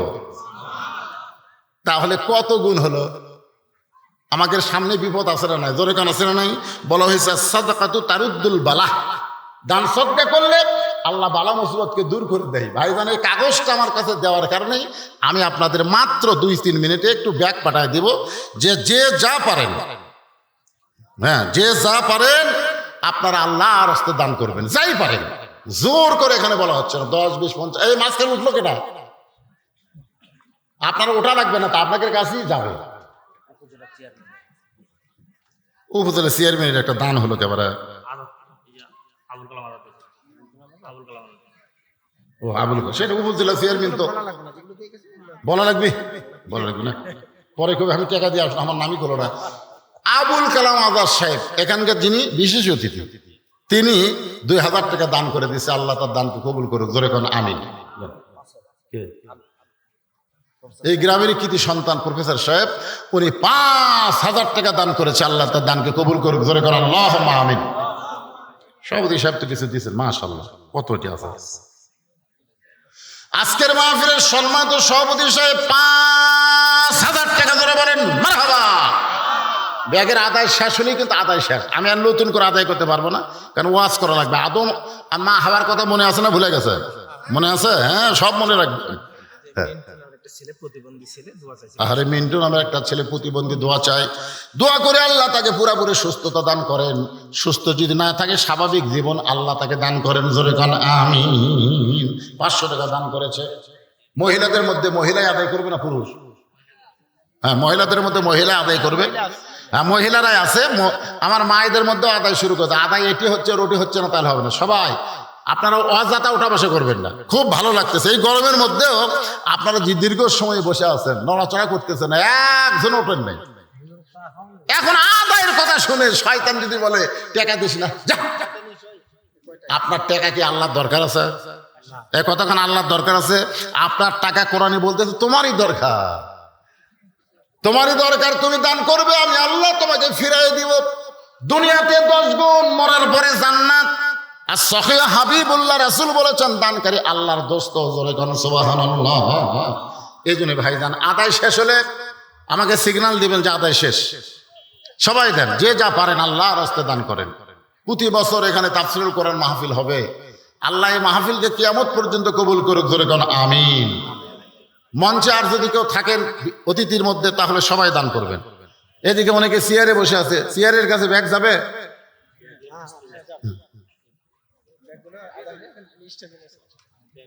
হ্যাঁ, স্টেজে আসবেন, ব্যাগ নিয়ে অন্য সাইডে যাওয়া চলবে না বাজান, সব স্টেজে চলে আসবেন। একটু জিকির করেন, লা ইলাহা ইল্লাল্লাহ, জোরে সুরে লা ইলাহা। কে রে, কলেমার জিকির করতে কি অলসতা লাগতেছে? মহাব্বতে লা ইলাহা ইল্লাল্লাহ, লা ইলাহা, লা ইলাহা ইল্লাল্লাহ মুহাম্মাদুর রাসূলুল্লাহ। আল্লাহর কোরআন বলতে চালি রে, তুমি আল্লাহর রাস্তায় যা দান করবে আল্লাহ তোমাকে কয় গুণ দিবে? জোরে কোন কয় গুণ?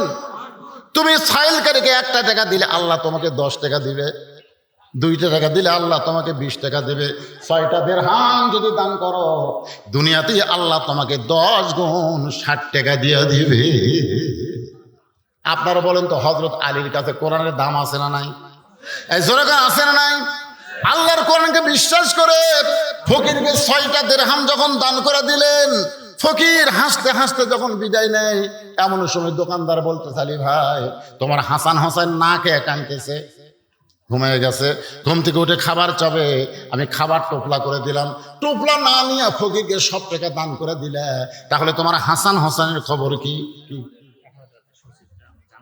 জাহাঙ্গীর সচিব 1000 টাকা দান করছে, আল্লাহ তার দানকে কবুল করেন। এগুলো বলা যাবে না, এখন যাই দান করবেন করবেন। এখন আলোচনা দিয়ে খেয়াল করেন, কঠিন গরমের মধ্যে আল্লাহর বান্দারা বসে আছে ধৈর্য নিয়ে, একটু মহব্বত করে শুনবেন। ফকির খুশি হয়ে যখন চলে গেছে, এমন সময় দোকানদার কি বলতেছে, তাহলে হাসান হোসেনের খবর কি? হ্যাঁ, টোপলা করে দিলাম, ছেলের জন্য না নিয়ে, সন্তানের না নিয়ে ফকিরকে দিয়ে দিলেন, তাহলে টোপলার খবর কি?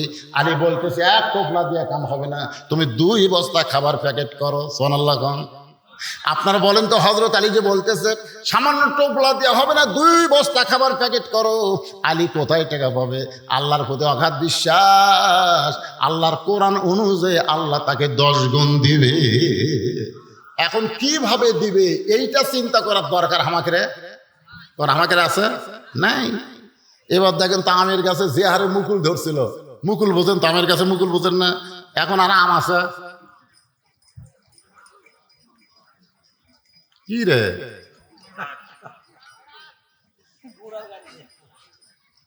ভাইজান, দেওয়ার মালিক কে?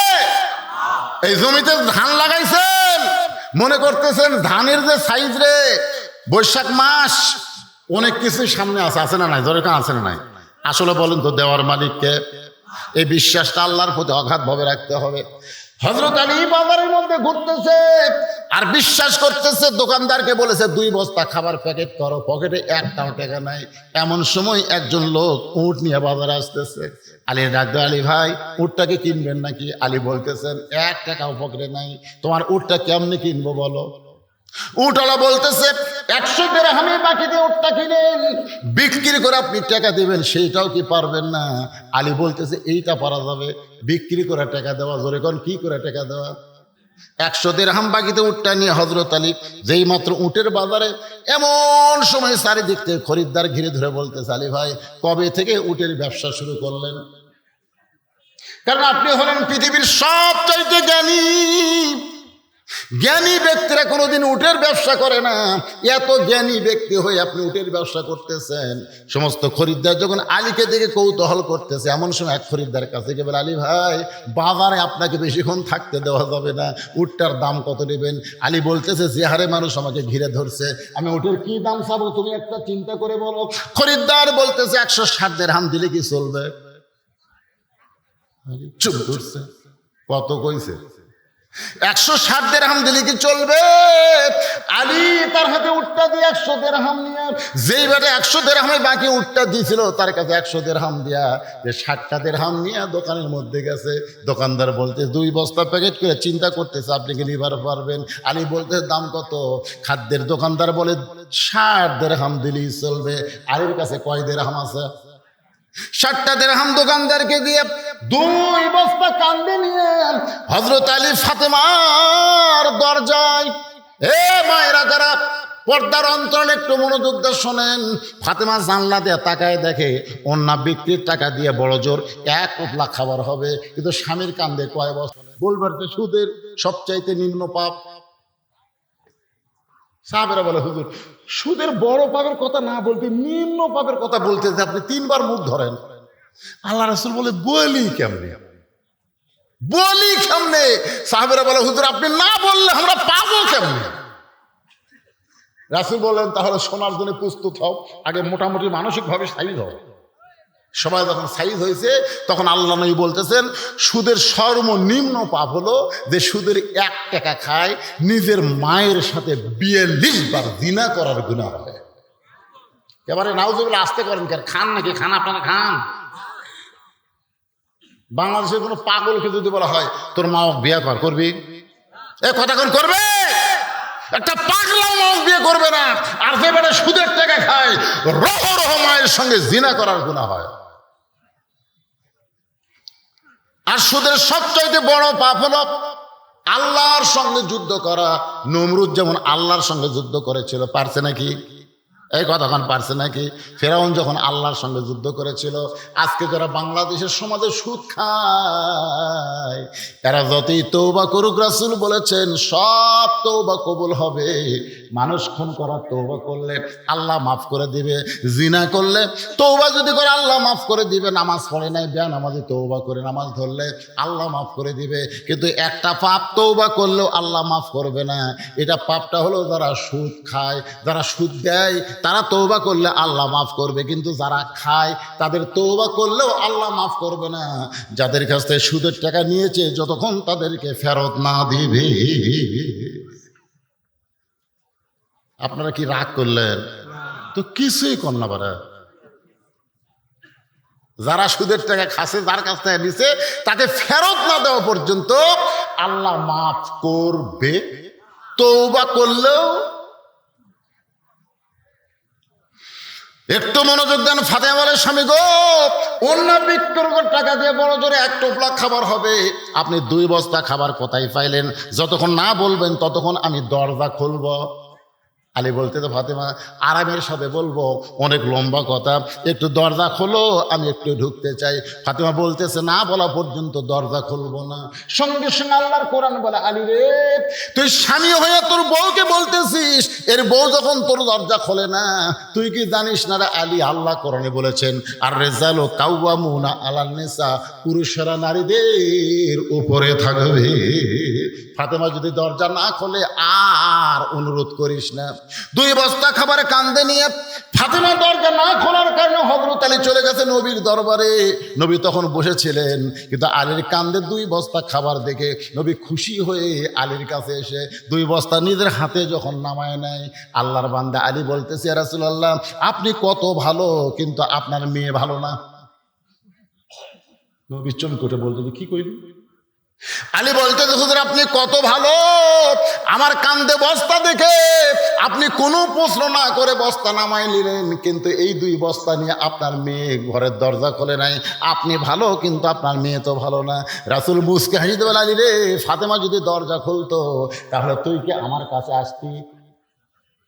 ফাতেমা যদি দরজা খুলে দিত, তুই কি আমার কাছে আসতে? আলী বলতেছে, না, আসতাম না। নবী বলে, আলী রে, ফাতেমা দরজা খুলে দে, তুই তো আমার কাছে আসতি না, আর না আসার কারণে তুই 3টা জিনিসও জানতে পারতি না। 1 নম্বর হলো, আলী বলতে পারিস তোর কাছ থেকে অন্যটা কিনেছে সেই খরিদ্দারের পরিচয় কি? আলী রে, তুই কি বলতে পারিস যেই ফকির তোর কাছে ভিক্ষা নিয়েছে সেই ফকিরের পরিচয় কি? যে তোর কাছে উট বিক্রি করলো আবার কিনলো, তার সম্পর্কে তোর কি জানা আছে? আলী বলতেছে, রাসূলুল্লাহ, আল্লাহ এবং নবী ভালো জানে, আমি আলী জানি না যতক্ষণ আপনি না বলবে। আল্লাহ রাসূল বলে, আলী রে, যেই খরিদ্দার তোর কাছ থেকে ফাতেমার ওড়না কিনেছে সেই খরিদ্দার দুনিয়ার কোনো মানুষ না, সেই খরিদ্দার হলেন স্বয়ং আল্লাহ। কারণ ফাতেমা পর্দা নিশি। দুনিয়ার কোনো মানুষ ফাতেমার ওড়না দেখুক, দুনিয়ার কোনো মানুষ ফাতেমার ওড়না লাইয়া চাইয়া কিনুক, এটা আল্লাহর পছন্দ হয় নাই।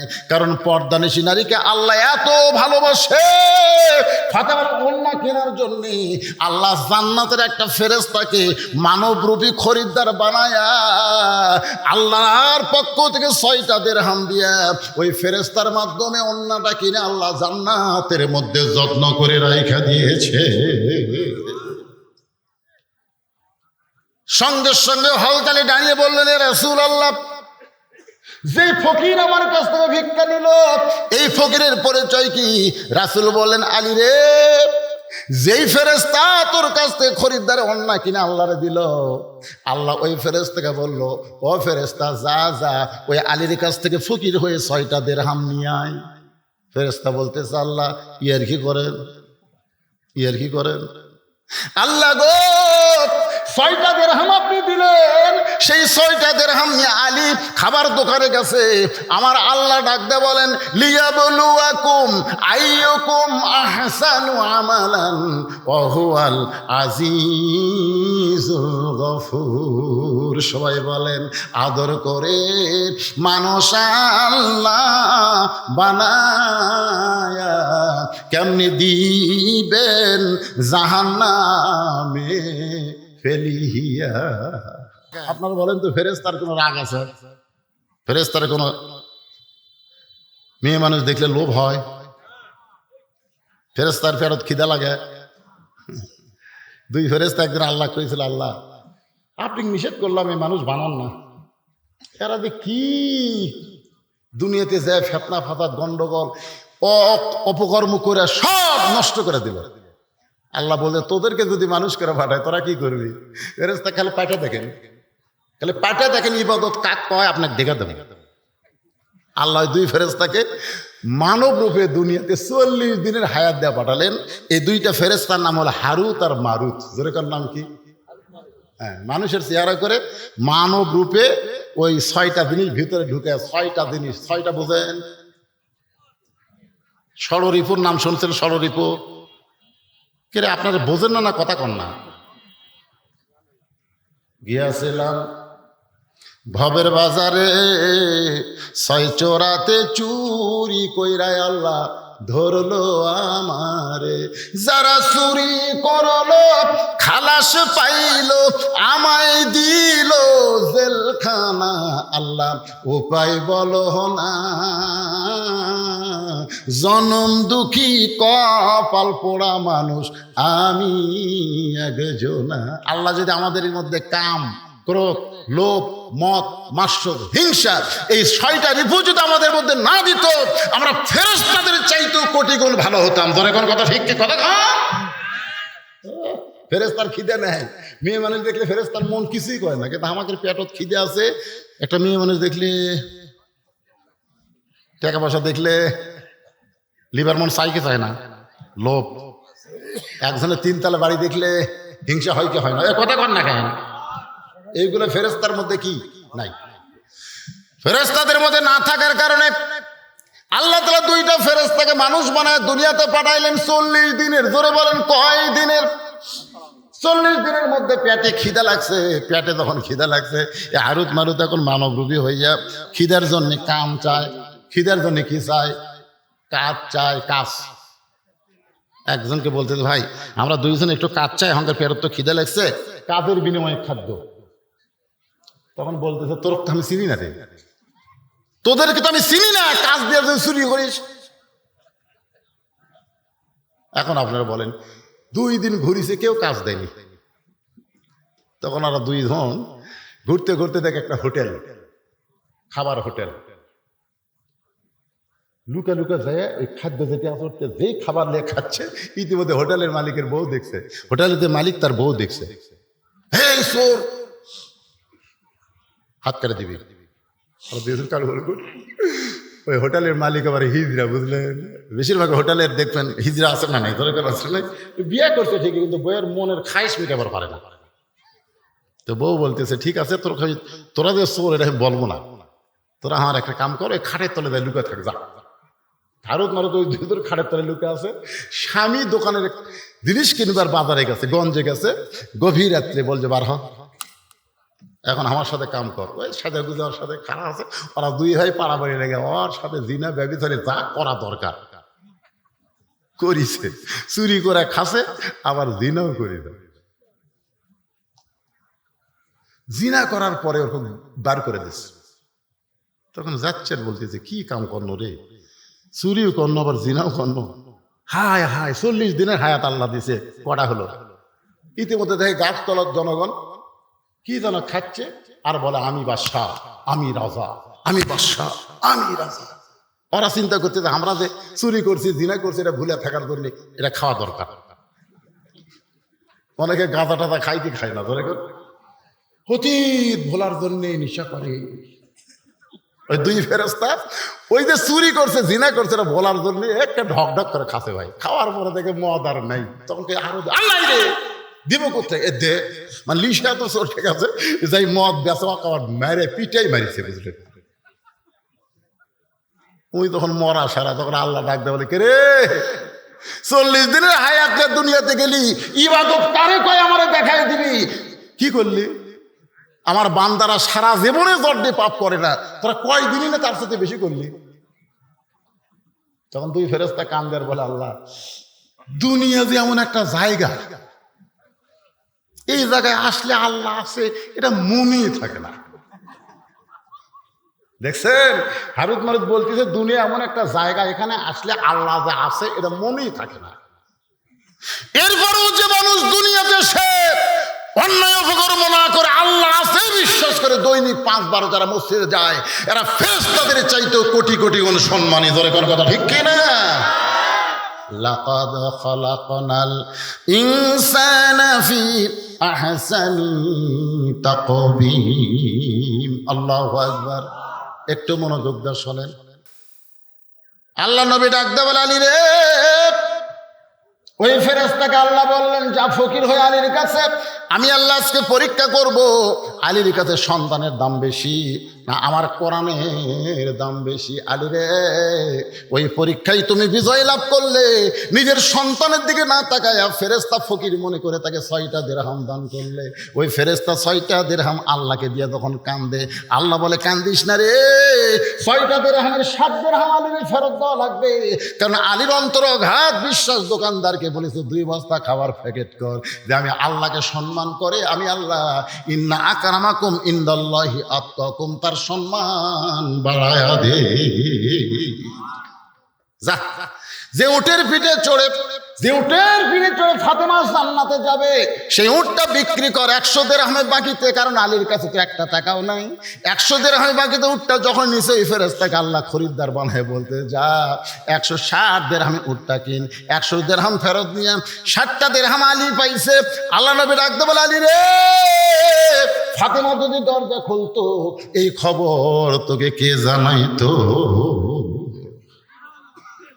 ফাতেমা বলতেছে, ওই কাঠুরের বউ জামিল আমার আগে জান্নাতে কেমনে যাবে সেই কথা না বলে এত লম্বা ওয়াজ করলেন। আমি জানতে চাই ওই কাঠুরের বউ জামিল আমার আগে জান্নাতে কেমনে যাবে, ওইটা না বলে আপনি কি দানের ওয়াজ শুরু করলেন? আলী বলে, ফাতেমা তোমাকে ধৈর্য ধারণ করা লাগবে। ধরে কোন সুবহানাল্লাহ।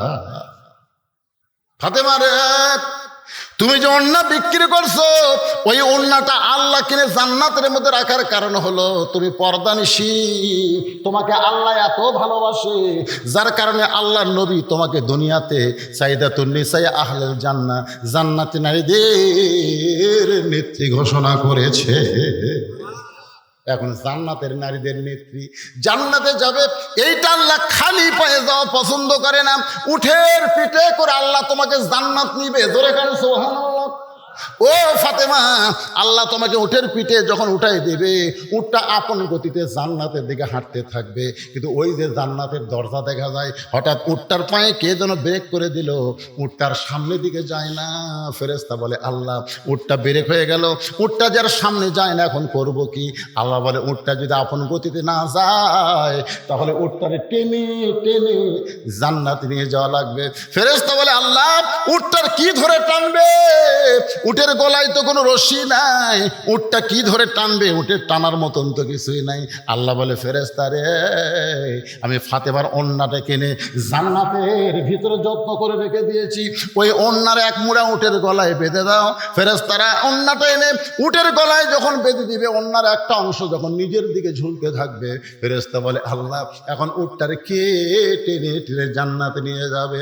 আল্লাহ তখন ডাকতে বলবেন, কাঠুরের বউ জামিলা রে, তোমার স্বামী সব সময় দোয়া করতো, আল্লাহ আমার যে বউটা নবীর কলিজার টুকরা ফাতেমার জন্য দরজা খোলেনি আমার হুকুম ছাড়া, আমি একজন গরিব কাটুরি, আমি কি দোয়া করি, আল্লাহ আমার বউটাকে তুমি সবার আগে জান্নাত দিও।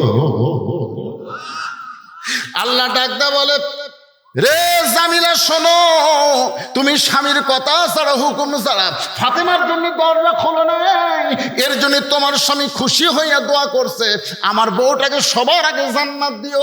আমি আল্লাহ ফাতেমাকে জান্নাতি রাইদের নেত্রী বানাইছি, তার আগে কে জান্নাতে যাবে? কিন্তু তোমার স্বামীর দোয়া কবুল হওয়ার কারণে আমি আল্লাহ হুকুম দিলাম, যাও ওড়নাটা টেনে টেনে আমার ফাতেমাকে জান্নাতে নিয়ে যাও। আলী বলে, ফাতেমা তুমি তো মনে করবে আমি জান্নাতে যাচ্ছি, কিন্তু আল্লাহর হিকমত হলো ওই কাঠের বউ জামিল এসে যখন ওড়না রশি মনে করে টেনে টেনে যখন জান্নাতে নিয়ে যাবে, উটের পিঠ থেকে তোমার পা জান্নাতে পড়ার আগে ওই কাঠের বউ জামিলার পা জান্নাতে আগে যাবে। সঙ্গে সঙ্গে ফাতেমা কান্দের বলে, আল্লাহ, যে মেয়েরা পর্দার ভিতরে থাকবে, যে মেয়েরা স্বামীর কথা মতো চলবে, ওই মেয়েদেরকে ফাতেমা জামিলার সঙ্গে জান্নাত দিও। আমার মা বোনদের জন্য বলি, মা যতই আমল করেন, স্বামীর কথা মতো যদি চলতে পারেন আর যদি পর্দার মধ্যে থাকতে পারেন, তাহলে ফাতেমা জামিলার সঙ্গে আল্লাহ আপনাদের জান্নাত দিবে। আপনারা বলেন, এর চাইতে মেয়ে মানুষের ভালো কোনো ওয়াজ আছে? এই কথা কন না কেন আছে? এখন মায়েরা একটু দোষ দেয়, আমাকে বলে, হুজুর আপনি প্রায় ওয়াজে খালি মেয়ে করে খাসিতে ওয়াজ করেন, মরদ মানুষের কোনো ওয়াজ নাই। আমি কিন্তু পরশু কয়েকদিন আগে বাহাদুরপুরে ওয়াজ করছি। আল্লাহ রাসূল সামনে মা আয়েশা 2টা তরকারি নিয়ে গেছে। আল্লাহ রাসূলের সুন্নত হলো আগে তরকারি নিলে তিনি চাকতেন, কারণ তিনি বাড়ির অভিভাবক। সুবহানাল্লাহ কন নাকি? সবাই মনে করতো বাড়ির প্রধান তো নিজে আগে খাচ্ছে, কিন্তু খাওয়ার মধ্যে কারণ আছে। হেকমত হলো নবী তো 2টা তরকারি তাকে দেখে, একটা তরকারি লবণও নাই, ঝালও নাই। আল্লাহ রাসূল দেখতেছে এই তরকারি খায় তো সবাই আয়েশার দুর্নাম করবে, তো আমার বইয়ের দুর্নাম মানে আমারই দুর্নাম। আল্লাহ কোরআনে বলেছেন, হুন্না লিবাসুল লাকুম ওয়া আনতুম লিবাসুল লাহুন্না। আল্লাহ রাসূল বলেন, আয়েশা তোমার এই 2 তরকারির মধ্যে এই তরকারি আমার খুব পছন্দ, আমি এটা একলাই খাবো। আয়েশা তো সেই খুশি, নবী একে সব তরকারি খাইয়া 4টিয়া যখন খাচ্ছে, আয়েশার মনে সন্দেহ হয়েছে, এতই স্বাদ, এ সবই খেলো, কিছুই রাখলো না। দেখে তরকারি সামান্য লাগা আছে, ওইটা নিয়ে নৌকর দিয়ে দেখে হায় হায়, লবণও নেই, ঝালও নেই। আয়েশা বলে, হুজুর কেমনে? বলে, আল্লাহ বলেছেন স্বামী হলো বিবির পোশাক, বিবি হলো স্বামীর পোশাক। এই তরকারি অন্য কেউ খাইলে তোমার দুর্নাম শুরু হয়ে যেত, এই জন্য আমি একলাই তোমার তরকারি খাইয়া তোমার জন্য কেউ দুর্নাম করবার না পারে। আয়েশা বলে, হুজুর আপনি হলেন পৃথিবীর শ্রেষ্ঠ স্বামী, নিজের বিবিকে আপনি এত ভালোবাসেন, আর আজকে রোজা রেখে আমাদের বউগুলো ইফতারের সময় যখন খাবার দেয়, কতগুলো মরদ আছে ইফতার খাবো না, সরাসরি ভাত খাবো, ধরে কোন কথা ঠিক কিনা? এখন রোজা থেকে তরকারি পাক করছি, একটু যদি লবণ কম হয়, ওরে বাবা। আল্লাহ রাসূল কি বউদের মারছে নাকি? কথা কন না কেন? খারাপ ভাষা গালি দিছে। এখন তো আমরা এমন হয়ে গেছি, মারতে মারতে টুটিরও পাও দেখো, তখন আব্বা কর, আব্বা না করে তখন ছাড়বো না। মানে শালা স্বামী এত খারাপ, মারবার গেলে ওর মেজাজ ঠিক থাকে না, মারতে মারতে টুটিরও পাও দেখে আব্বা কর, মানে বউ বাঁচার জন্য আব্বা ছেড়ে দেন, তারপরে পাও টান দেয়। আমার মায়েরা শোনেন, ইসলামে পুরুষের যেমন অধিকার আছে, নারীদের তেমন অধিকার আছে। আল্লাহ কোরআনে বলেছেন, হুন্না লিবাসুল লাকুম ওয়া আনতুম লিবাসুল লাহুন্না।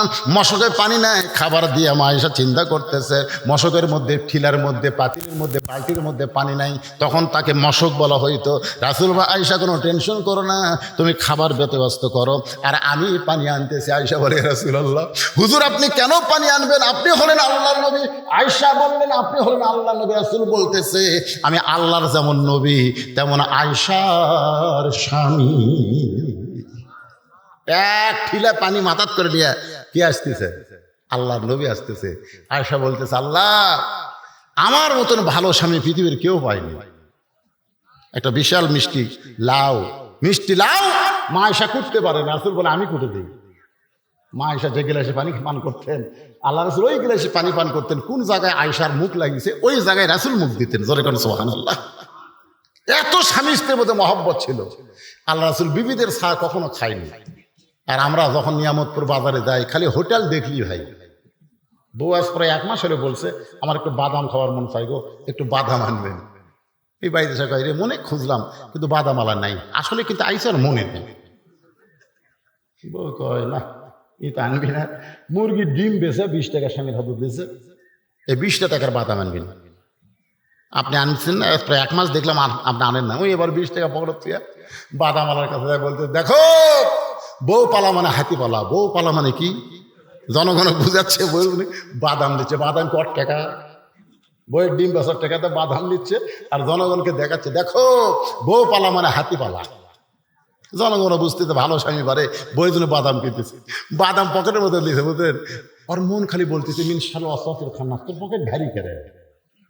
পকেটের যে বইয়ের বাদাম আছে, একটা একটা বের করে টিপে খায়।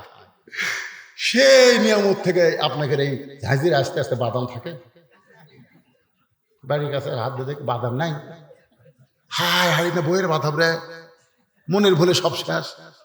এখন বাড়িতে গেলে তো মুখে বাদামের গন্ধ পাবে, ওই বড়ির পাতা খাইয়া ব্যাসাক করে বাড়ি যায় খুবই খুঁজলাম গো, আজও বাদাম আনা নাই। এরকম সিটার মার্কা স্বামী আছে না নাই? জোরে করে আছে না নাই?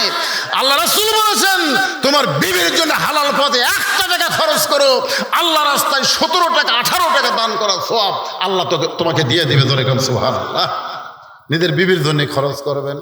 এত কঠিন গরমের মধ্যে চুলায় যারা ভাত পাক করে তাদের জন্য প্রতিদিনে 1টা করে ডাব, না পারলেও সপ্তাহে নিজের বউকে 1টা করে ডাব খিলাবে, নিজে কাটিয়া গিলাসে ভরে তার বউয়ের সামনে নিয়ে দেবো। তুমি না খাওয়া পর্যন্ত আমার কলেজে শান্তি নেই। বউ কিন্তু জনগণকে বলবে আল্লাহ আমাকে একটা স্বামী দিছে রে, নিজে ডাব আমাকে কাটিয়া খিলাই। এরকম স্বামী হওয়ার দরকার আছে না নাই? জনগণ আছে না নাই? হ্যাঁ মায়েরা মনে মনে খুশি হচ্ছে, যাক আজকে হুজুর দিচ্ছে রে। আজকের আলোচনা কঠিন গরমের মধ্যে আমি আপনাদেরকে বাবা আদম মা হাওয়া নিয়ে আলোচনা শুরু করেছিলাম। আদম হলাম আমরা, হাওয়া হলো মায়ের জাত, মেয়ের জাত। মা হাওয়াকে আল্লাহ তাআলা জান্নাত থেকে আদমের সঙ্গে বের করে দিলেন। তওবা হলো, দুনিয়ার 350 বছর কান্নাকাটির পরে তওবা কবুল হয়ে গেল। ধরে গান সুবহানাল্লাহ। তওবা কবুলের পরে আরাফার ময়দান, যেখানে আমরা হজ করতে গিয়ে আরাফার ময়দান, ওই জায়গায় আদম হাওয়ার মিলন হলো। ওই মিলনের পরে আল্লাহ তাআলা দুইজনকে দুনিয়াতে রাখলেন। এই দুনিয়া থেকে আবার দুইজনে চলে গেছেন। ভাই এখান থেকে আমরা সন্তানগুলো এখনো রয়েছি। আমাদের সন্তানের মধ্যে হিন্দু আছে, বৌদ্ধ আছে, খ্রিস্টান আছে।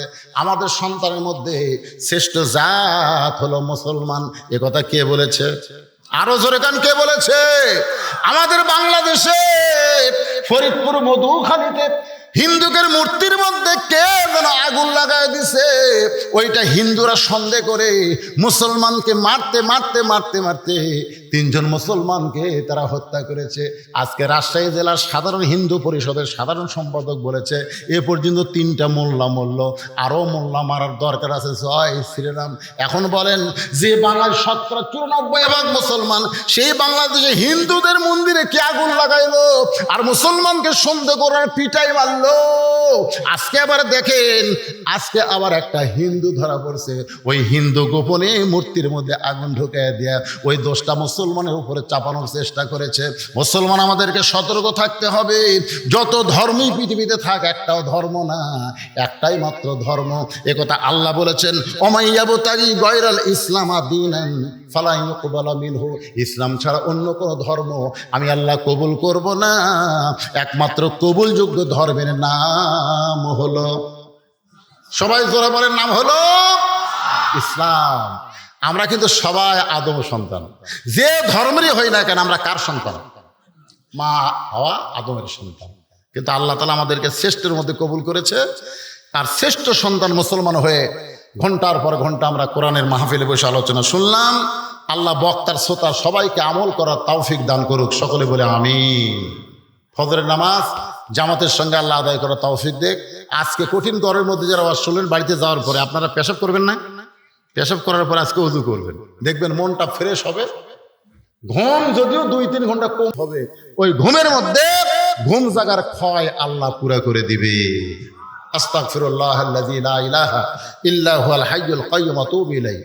আল্লাহুম্মা সাল্লি আলা মুহাম্মাদ, আল্লাহুম্মা বারিক আলা মুহাম্মাদ। ভাইজান যারা দাঁড়িয়ে আছেন সবাই বসেন, সবার জন্য দোয়া করা হবে। কষ্ট করে যারা এই মাহফিল আয়োজন করেছেন তাদের জন্য দোয়া করা হবে ইনশাআল্লাহ। আল্লাহুম্মা আমিন।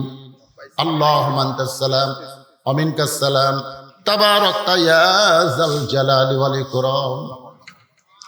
এই আল্লাহ তাআলা কঠিন গরমের মধ্যে বাড়িতে কারেন্ট আছে, ফ্যান আছে, সবগুলো বাদ দিয়া তোমার কোরআনের মহব্বতে, নবীর হাদিসের মহব্বতে আজকে জান্নাতের বাগানে বসে বসে দীর্ঘ সময় পর্যন্ত আলোচনা শোনার শেষে আমি গুনাহগারের সঙ্গে রহমতের দরজায় ফকির হয়ে দোকানা হাত তুলেছে। মেহেরবানি করে আজকের মাহফিল আমাদের সকলের হিদায়াতের জন্য, নাজাতের জন্য, জান্নাতের জন্য কবুল করো। এই মাহফিলের শুরু থেকে শেষ পর্যন্ত যত আলোচনা হয়েছে আল্লাহ, এর মধ্যে যদি ত্রুটি হয়, ভুল হয়, মাফ করে দাও। এর যে হাদিয়া মঞ্জুর করো সোনার মদিনায় নবী পাকের রওজা মুবারক আল্লাহ কবুল করে নাও। তামাম আম্বিয়াই কেরাম, আসহাবে কেরাম, তাবিনে কেরাম, তাবা তাবিনে কেরাম, তামাম পৃথিবীর মাটির নিচে যত মুমিন মুমিনা শুয়ে আছে আল্লাহ সকল আর পরে হাদিয়া কবুল করো।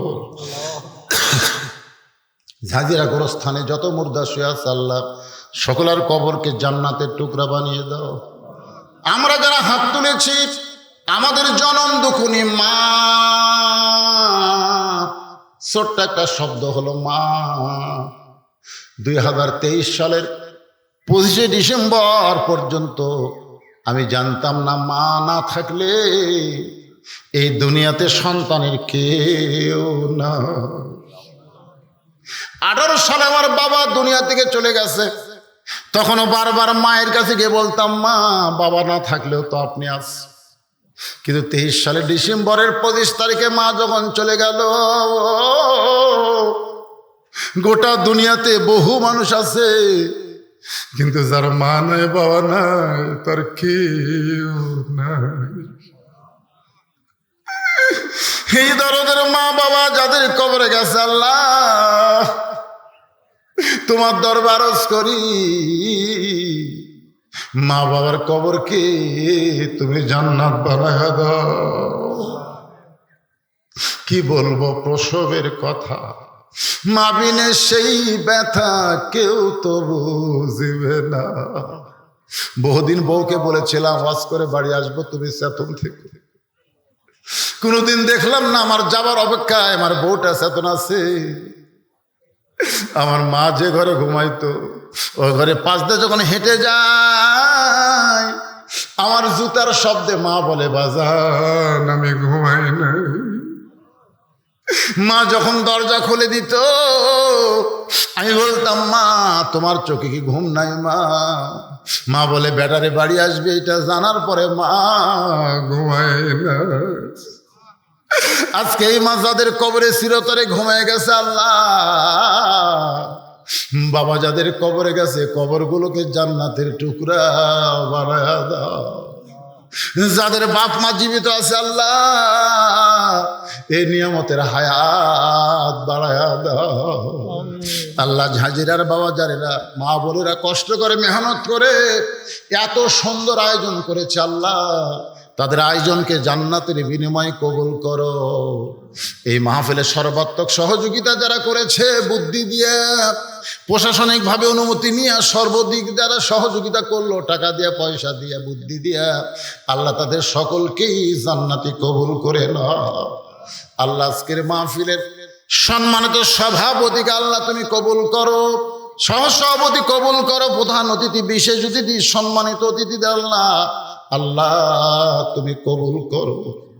দীর্ঘ সময় পর্দার অন্তরালের মা বোনদের নেওয়াজ করেছে আল্লাহ আমার মা বোনদেরকে আবিদা সালিয়া পর্দা কবুল করে ফাতেমার চরিত্র দান করো, জামিলার প্রতি মতো স্বামী ভক্ত বানায়া দাও। আল্লাহ আমাদের মধ্যে যারা অসুস্থ সুস্থ করে নিয়ামত দান করে দাও। গোটা বিশ্বের মুসলমানের ভিতরে খাস করে ফিলিস্তিনের মুসলমানকে আল্লাহ তুমি হেফাজত করো। যে ইসরাইল তোমার বাইতুল মুকাদ্দাসকে দখল করতে চায় তাব্বাত ইয়াদা আবি লাহাবি ওয়া তাওয়াল্লা, তুমি বলেছো আবু লাহাবের হাত ধ্বংস হোক। তুমি যদি ধ্বংসের আয়াত নাজিল করতে পারো পৃথিবীর মানচিত্রতে ইহুদির আল্লাহ তুমি ধ্বংস করে দাও। যেখানে মুসলমান বিপদে আছে আল্লাহ মুসলমানের হেফাজত করো। আমার বাংলাদেশের সাম্প্রদায়িক শক্তি আল্লাহ মাথা চাড়া যেন না দেয়, সবাই মিলেমিশে মহব্বতে বসবাস করতে পারি। হিন্দু মুসলমান সবাই যেন মিলেমিশে আমাদের দেশে বসবাস করতে পারে। আল্লাহ তুমি তৌফিক দাও।